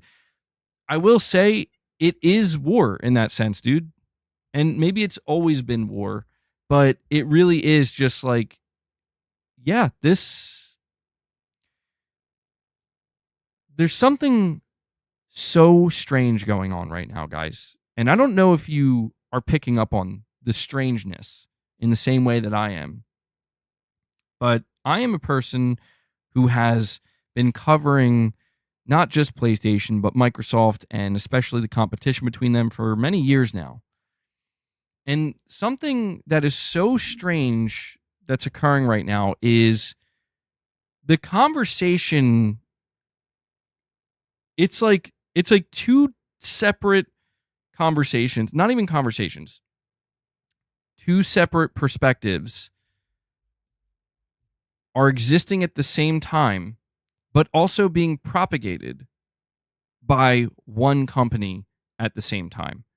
What I'm basically saying here is Microsoft is on one hand saying, we are the biggest.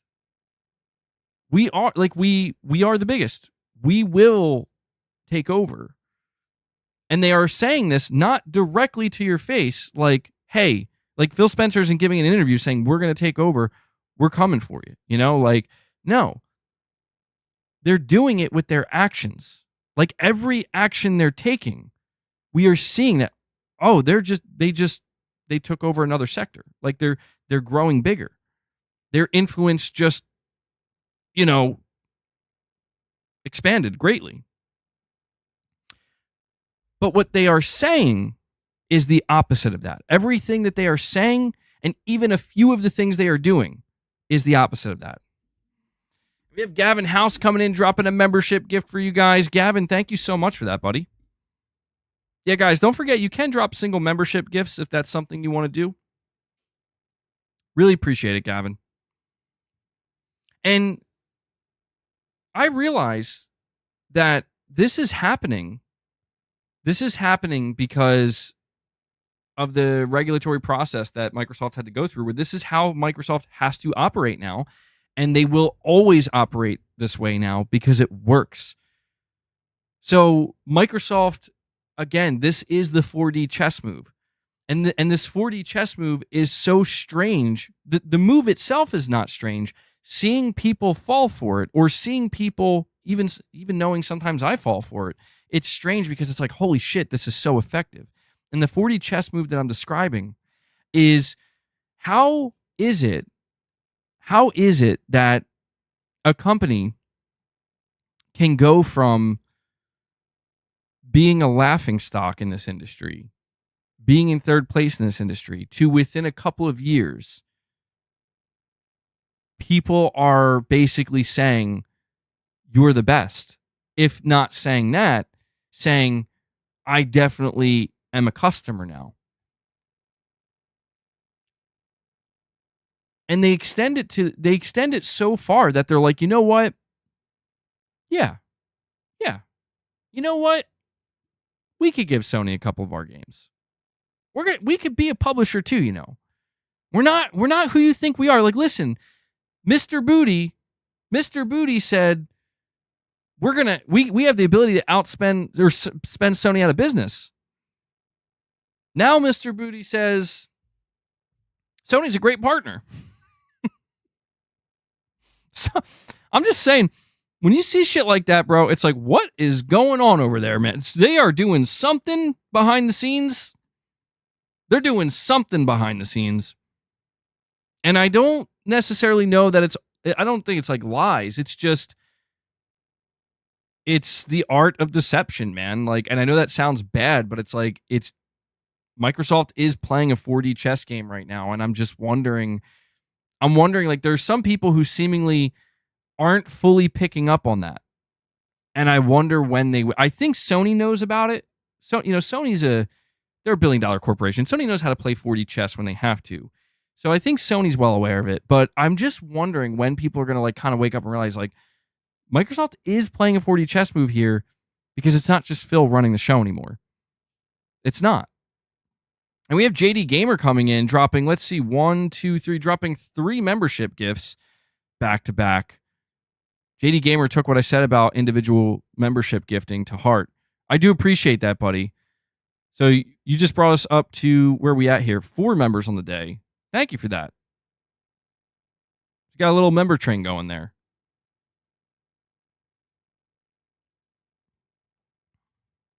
And we have, and JD Gamer, I'll read your other super chat as well. You said, what impact will it have if they buy Take-Two? Dude, if Microsoft were to buy Take-Two, they would. So, yeah, the Xbox console would have to die. Like actually Xbox's ecosystem would probably not their entire ecosystem, but their storefront would probably have to shut down it, because you would have to think like that's what would be required for them to own that much. And that you're saying the FTC would not allow it. Yeah, dude, I don't think so. I don't know who exactly Microsoft could get. I think Microsoft believes they can get somebody else, though. I don't think that they could get Take-Two Interactive. That seems a little too big for me, right? Like, and the FTC. It's just, and other regulators. It's just like, whoa, that's a lot. That's a lot. That's too much. But I do think that Microsoft, I don't know, man. I think that, there's something I haven't brought up here that I haven't brought it up in a while, but I still wonder if the 4D chess move is Sony is somehow getting Game Pass on PlayStation. Like I do wonder if like in the end, not like this year, next year, not this generation, but in the end, it's like we need to convince Sony in the end to put Game Pass on PlayStation. Because we know that Microsoft wanted to do that, and Sony was like, hell no. And this is where I think that Microsoft wants to create a funnel. I think the best way to visualize this is Microsoft wants to create a funnel, and they want that funnel to become so large that it's everywhere. So like anything that's happening in any area of gaming, there is not a small amount of money, a large chunk of money flowing into their funnel, and going directly into their bank account. And you might ask yourself, well, okay, if Microsoft's trying to achieve that, and they seemingly are on the path to achieving that slowly but surely, why isn't every other company trying to do that? And the reason being is because the only way you can do that, like the only way you can spread yourself out that much and be everywhere, so to speak, is not only does it require a lot of resources, but it requires a certain level of justification. And I think Microsoft is in just the, they're in a unique position where they do have that justification more than anybody else. Like why doesn't Sony do exactly what Microsoft does? Well, Sony doesn't have the same amount of money. Plus, Sony is making a ridiculous amount of money off their storefront. Okay. Well, let's look at Microsoft. Microsoft does have that amount of money. And Microsoft is still making money off their storefront, but not nearly as much. So what does that mean? What it means is Microsoft has the ability to be more flexible. Microsoft does have the ability to be able to look at their own storefront and be like, we're making some money here, but if we lose a little bit of money based off of some of the other moves we have to make, that's okay. It's worth the risk. It's worth it because, well, the gain that we're going to get for making that move greatly outweighs the risk. And the same cannot be said for Sony. The same cannot be said for Nintendo. The same cannot be said for, even in some cases, Valve. And that's why I think Microsoft is in this unique position where it's like, bro, what are you doing? They're in this unique position that the only way they were ever able to, I think, come to this conclusion that maybe we should operate completely differently is they had to lose. They did. They had to lose. And Sony, the closest Sony, if you think back to when Sony did lose in the beginning of the PS3 generation, like even then, Sony was not in the same position. Literally for the fact that Sony could not make the moves that Microsoft is making now. When Sony was in that position, they literally had to like turn to their own studios and be like, you guys need to fucking get it together. Okay? Like you gotta get good. You hear? You gotta get good. We don't have any cheat codes. We don't have any guides. We don't have trillions of dollars in the bank. You gotta get good. You gotta make good games. And I'm not saying like Microsoft isn't also trying to do that, but it's just that like there was no safety net. And I think Microsoft was able to buy that safety net. And I just think that that's a very interesting and unique situation.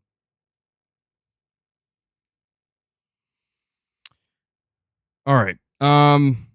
Perfect Image, you're saying, what's the difference, Xbox and Sony? Game Pass is all the same. Perfect Image, once again, man.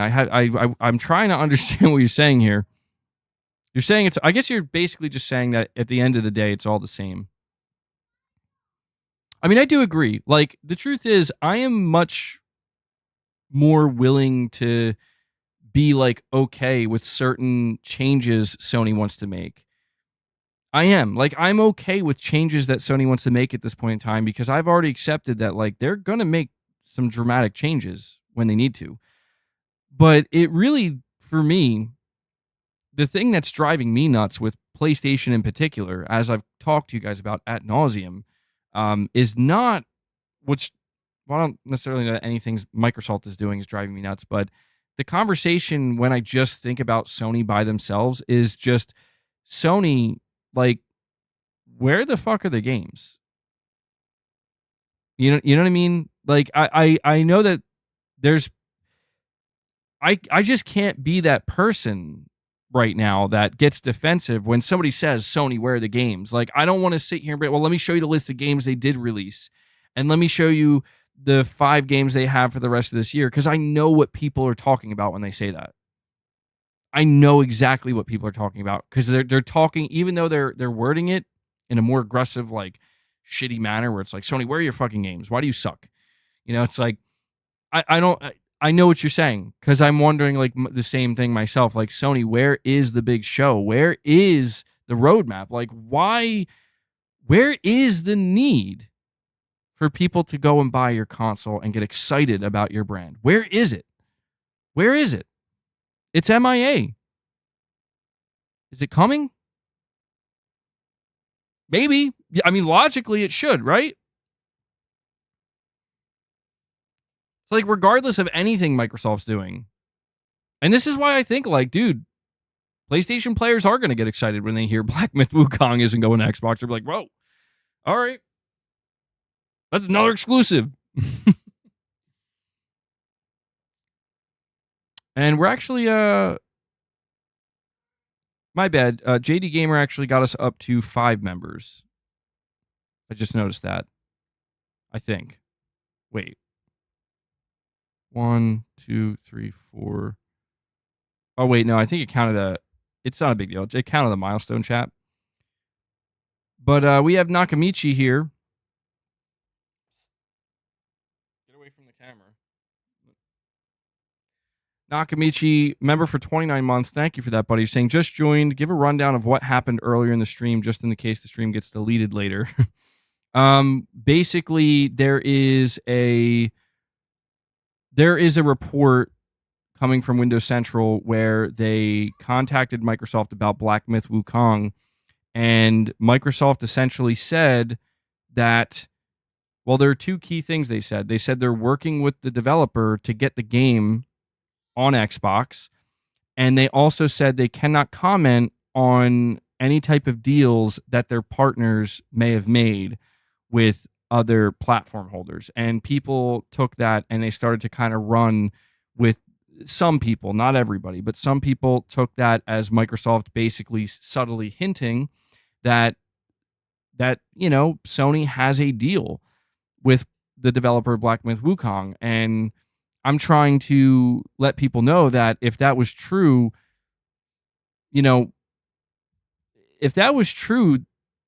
Microsoft wouldn't have said that they're working with the developer. They wouldn't be able to work with the developer. Plus, on top of that, the developer themselves did say that they are trying to get the game up on, like they said it themselves. They said, like, we had to delay it on Xbox due to optimization reasons. And we're gonna update you when we get that figured out. So people are basically taking some people are taking Microsoft's comment and using it as a way to blame Sony for something that it seems like they have no involvement with whatsoever. JD Gamer, you're saying Khan is out and drop the case. Floodgates are open. Yeah, I have to admit I have not been following what's been going on with the FTC. You might be right. Yeah, you might be right. I mean, Microsoft, I think that's something that not enough people, including myself, are paying attention to. That when we're looking at the wider gaming industry and what companies might be trying to do in the future, Microsoft straight up steamrolled the FTC. The FTC was the biggest thorn in Microsoft's side, and Microsoft just steamrolled them, dude. So if you're Microsoft and you think, yeah, we could probably get another publisher. We just destroyed the FTC. What can they do to us now? Well, the CMA they might have some more trouble with as well, but it's really interesting, man, because like I didn't even know about that. Saying Lena Khan is out and the FTC dropped the case. Yeah, that's super interesting. Microsoft might lay low for a little bit, just for a little bit, but then they're going to strike with another acquisition. And yeah, dude. I mean, what would be left to say, right? Like if Microsoft were to announce like a year or two from now that they're in talks to acquire like some like just another company, like a major like Square Enix or something or whatever, or I mean, I don't think that it would happen. Like we're gonna acquire Take-Two Interactive or whatever it might be. If that was announced, I would just be like, "Yep," and they'll probably get them too. That would literally be how, because I've already been through this with ABK. You know what I mean? Like at this point, it's like, oh, this is where we're going. We have Magnum Gaming here saying, do you think these third-party games are skipping Xbox because Microsoft wants to be a major publisher and that makes them a competitor? Do you think these third-party games are skipping Xbox because Microsoft wants to be a major publisher? It's a very, I mean, I didn't even consider that, but it's possible, man. Yeah, that's such a,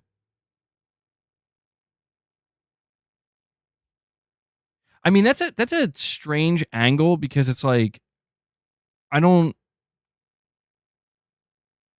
know.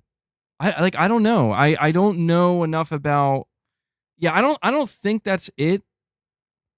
I don't think we're there yet. You know, I don't think we're there yet. But I will say, if you are a video game publisher or you are a third party developer, when you see Microsoft basically coming out and saying, we need to put some of our own games on the competing console, that is the PlayStation 5 or the Switch, because we care about the overall health of the Xbox brand. If you're a third-party developer, like that does not give you confidence. You know what I mean? Like Microsoft is basically out here admitting that even our own games are struggling on our own platform. So what confidence does that give you as a third-party developer to be like, well, I guess our games will do good then? You know what I'm saying? I think it's not so much about competition. Like I don't think they see them as a competitor. I just think they see them as like, if you're a third-party publisher, you're a third-party publisher because, well, one of the reasons is because your games are struggling to sell on your platform. So if your own games are struggling to sell, what chance does our game have? And I think that's a totally fair assessment to have if you're a third-party developer, you know? Especially an independent one where you really got to question, like, is this going to be worth the time and the effort? We also have Shattered Glass 23 saying, been playing hardcore PlayStation since PS1. Games will be revealed when Sony is ready to do it, man. I have plenty to play until then. Don't stress. I don't. Yeah, I mean, it's not that I'm stressed. It's more like, it's just a sense of eagerness, you know? I really do feel that, like, the past couple of years have been genuinely underwhelming when it comes to reveals and Sony, like, building the hype machine, you know, or you know, ringing the hype bell or whatever you want to call it. I feel like the past couple of years has been truly pretty weak in that regard. And it's not to say, again, people I think misinterpret when I say that Sony's cadence of reveals and building the hype and building the fanfare, when I say those things have been lacking and not exciting and disappointing in some ways, people take that as, oh, well, I guess you haven't been enjoying playing video games on your PlayStation then. And I try to always explain, like, no, those two things are separate. Like, Sony has been delivering pretty damn consistently, and I've been playing pretty damn consistently.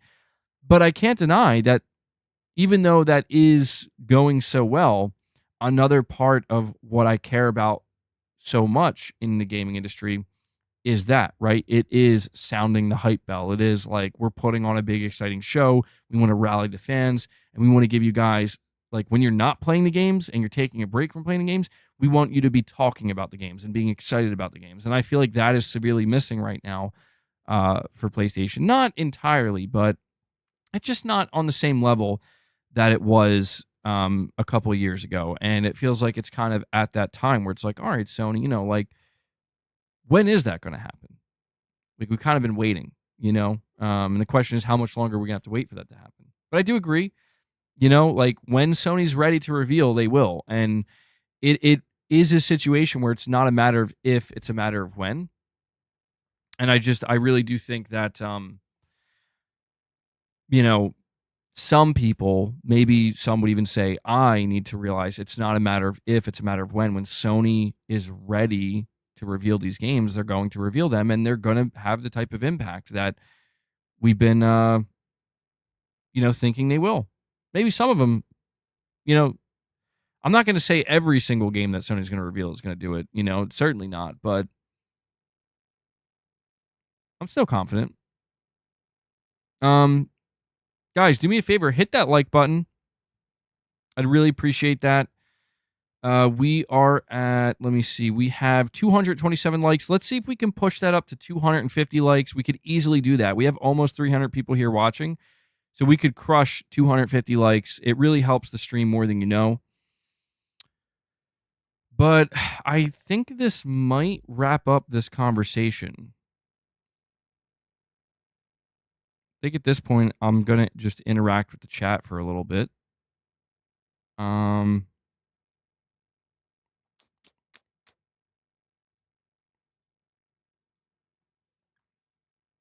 was a good conversation, though. I enjoyed it. To kind of wrap it up and just be conclusive here. Number one, I think Black Myth Wukong looks awesome. I can't wait to play it.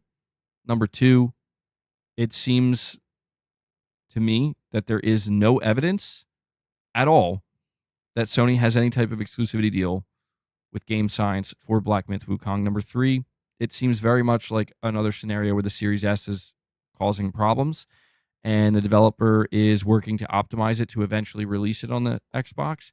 And number four, Microsoft is maybe capitalizing on that a little bit and wording things in such a way to maybe cause a bit of confusion. That seems to be that's my assessment of this current situation. And, I think it'll be good for everybody if the developer themselves comes out again soon and clears things up. Have I caught up with The Boys episode 4? I did, yeah. What an insane episode, man. Show is unhinged, like, straight up. Truly, truly unhinged. To like a concerning degree. Like, it's unhinged to a degree where, like, I wonder, like, what's going on in these people's heads, man? A little worried.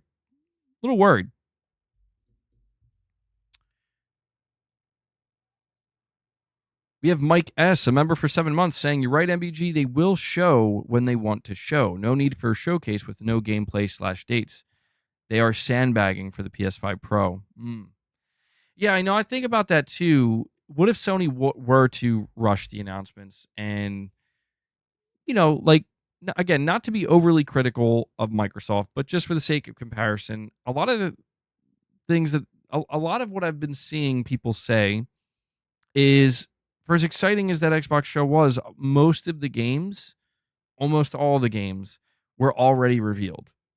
You know what I mean? Like, they weren't necessarily new game reveals. There were actually not that many new game reveals. There were still some, but State of Decay, Fable, South of Midnight, Perfect Dark, these were all games that were already revealed. So Yeah, I under like that's where I do kind of also think about when Sony's getting ready to do something. If if they're gonna I don't know what that is. Some kind of sound coming from outside that door. It's really concerning the cats. I just do wonder if the game reveals themselves would really have the same type of impact.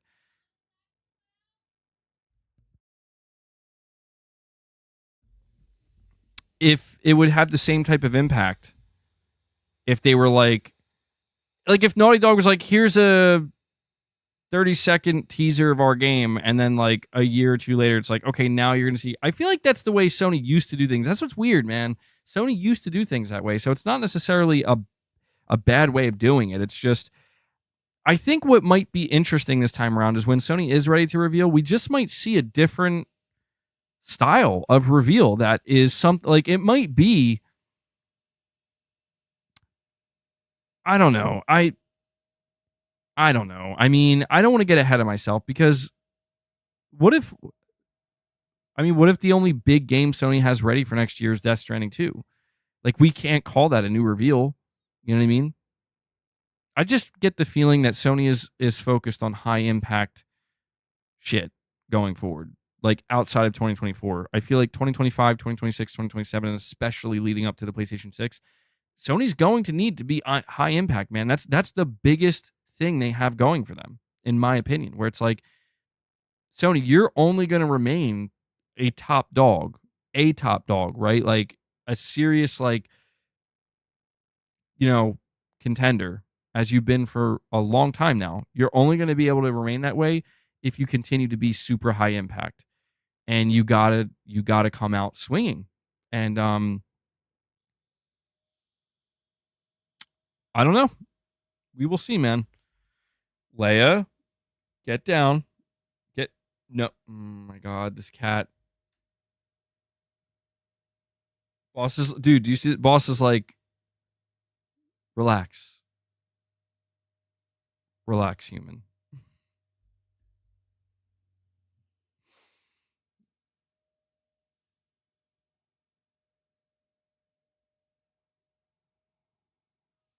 Boss is funny, man. Leia's in here. She just jumped on the desk. And then she got like really concerned because she saw that I was upset about it. And she's like, okay, I'm going to leave now. And, she looked like she was about to panic and knock everything over. I got to be careful with Leia. I can't I got to be really calm with her. Like, Leia, just please go somewhere else. Because if I do any sudden movement, she's going to get all freaked out and go berserk and knock everything over.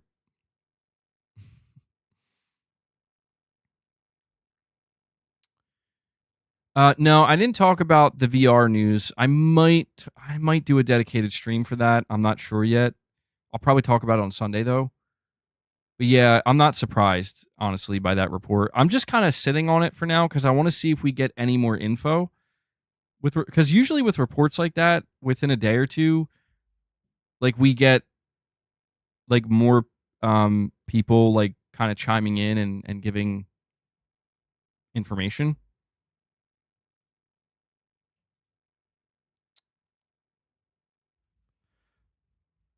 Yeah, guys, once again, make sure you hit that like button. I know there are people here who are not hitting that like button.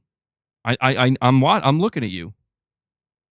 Quit the chat for just a moment and hit that like button for me. I want to see if we can get to 250. It would help me out. No members lounge today. I'm not gonna have time to do a members lounge today. I will this is basically a bit of a bonus stream. I was actually like planning on not streaming today, but I was like, you know what? This is an interesting topic, and I have some time, so. But we'll be doing more member stuff. Anytime we're gonna listen, I'll also let you know. Anytime we're gonna do a members lounge, I'll be sure to let you know at the beginning of the stream. Thank you. I see you guys are listening. We're now at 247 likes. We're 3 away from hitting 250. I appreciate that.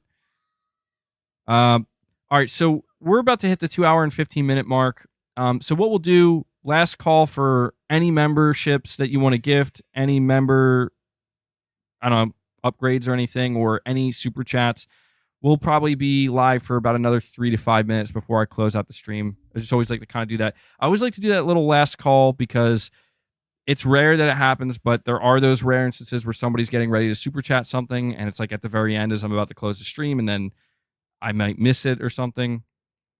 Okay, you're saying I may have been. Oh, you know what? My bad. Yeah, I did miss your super chat. Okay, you're saying, remember MBG, Microsoft can ask its AI for all the 4D answers. Oh, damn. Why'd you have to remind me? Okay. Why'd you have to remind me? Dude, you're right. I completely forget about that. But the way that these companies could leverage AI to be able to, oh man. Well, you know what, guys? It's just a matter of time until this channel's run by AI anyway. Everything I say is going to be written up by an AI. All of my titles, all of my thumbnails, it's all going to, and that's going to be YouTube in the future. You know, it's all, when people realize that they don't actually have to do anything. I bet you there are people right now that probably use like Chat GPT, like to write scripts for their videos. Man, I should do that. God damn that. Why am I not doing that? I could probably get insane views. I could ask Chat GPT to just like come up with the catchiest title.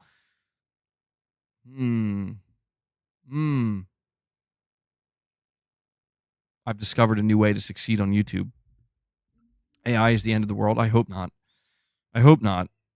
Dude, I don't think about it too much because it's like, if that's what happens, that's what happens. Nothing I can do about it. I don't, as of right now, I don't care about AI. The whole thing that can, like, for me, when it comes to the idea of being able to use AI in what I do on YouTube and like, I feel like it would get really boring. You know what I mean? It would get like, even if I were to have an AI come up with everything I'm gonna say, come up with my titles, I feel like it would remove the fun factor. Like it'd just be so like, well, what am I even doing here? You know? You're saying I can use AI so much for what you do, you just don't know how to use it. Yeah, well, I will say I don't know how to use, I haven't looked into it either. Mm. A comedian tried using Chat GPT to write comedy scripts. They were crap. Huh. Yeah, you know what I could see happening is like asking the AI to write like a script for a video or something about like Sony and Microsoft, and me just like disagreeing with it, being like, I don't like that. I don't agree. I don't agree with this AI. I'm not reading that shit in my video. You know what I mean? It's trash.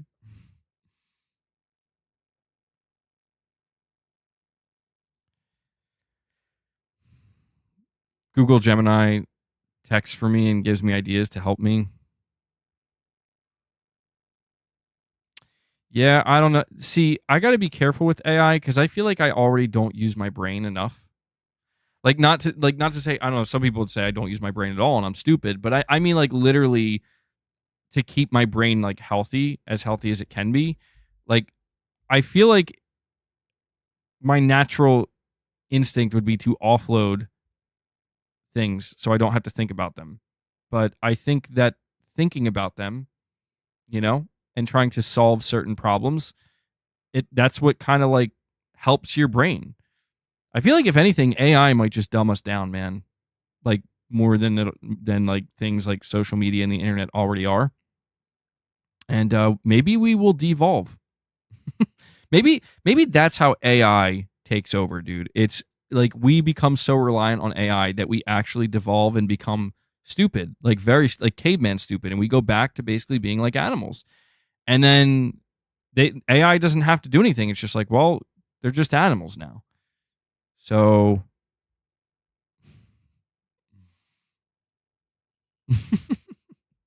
like the movie Wall-E, there you go. I've actually never seen that, but I've seen like clips of the movie and I've heard about it. Heard it's really good. I gotta watch it.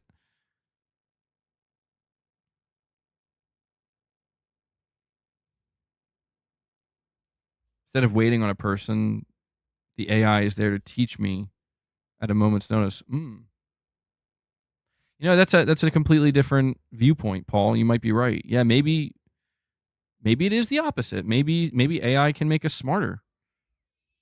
You know, maybe because I guess the whole idea is that maybe it lies in the individual. Where if you're an inquisitive person, like I think there's always going to be inquisitive people who want knowledge, they want to know, they want answers, and then there are always going to be people that don't care and they just want things to be as simple and easy as possible, which isn't necessarily a bad thing.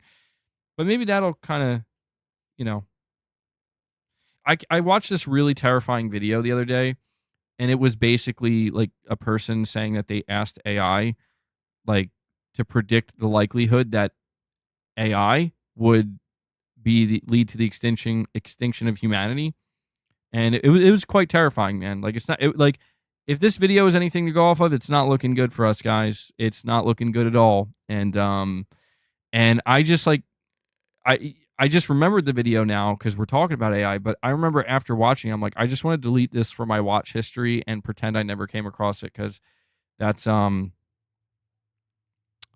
don't need that. I don't need that in my life. I really don't. But guys, with that being said, we are going to wrap this stream up. Once the nanobots self-replicate, we are done. Thank you for that. It's a great place to end the stream. Guys, that does it for today's Friday stream. Before I head out, I want to make sure to thank everybody for your continued support, okay? This was a kind of off-the-cuff stream, kind of came out of nowhere, wasn't planned. A lot of you guys still showed up, and on top of that, a lot of you guys donated super chats and showed some direct support. So I just want to remind you before I go that I couldn't do this content without you. Truthfully, we are sponsorship free here, and the reason we can do that is because you guys make it possible. So just want to make sure I thank everybody who dropped any membership gifts and everybody who super chatted. And yeah, so also want to make sure to shout out Devil Shooter. He does the timestamps for the stream, and a lot of people find them very useful. So if you guys see him in the comments, show him some thanks, and that does it. I hope you guys enjoy the rest of your day, the rest of your evening. And I will catch everybody in the next one. So until next time, guys, take care.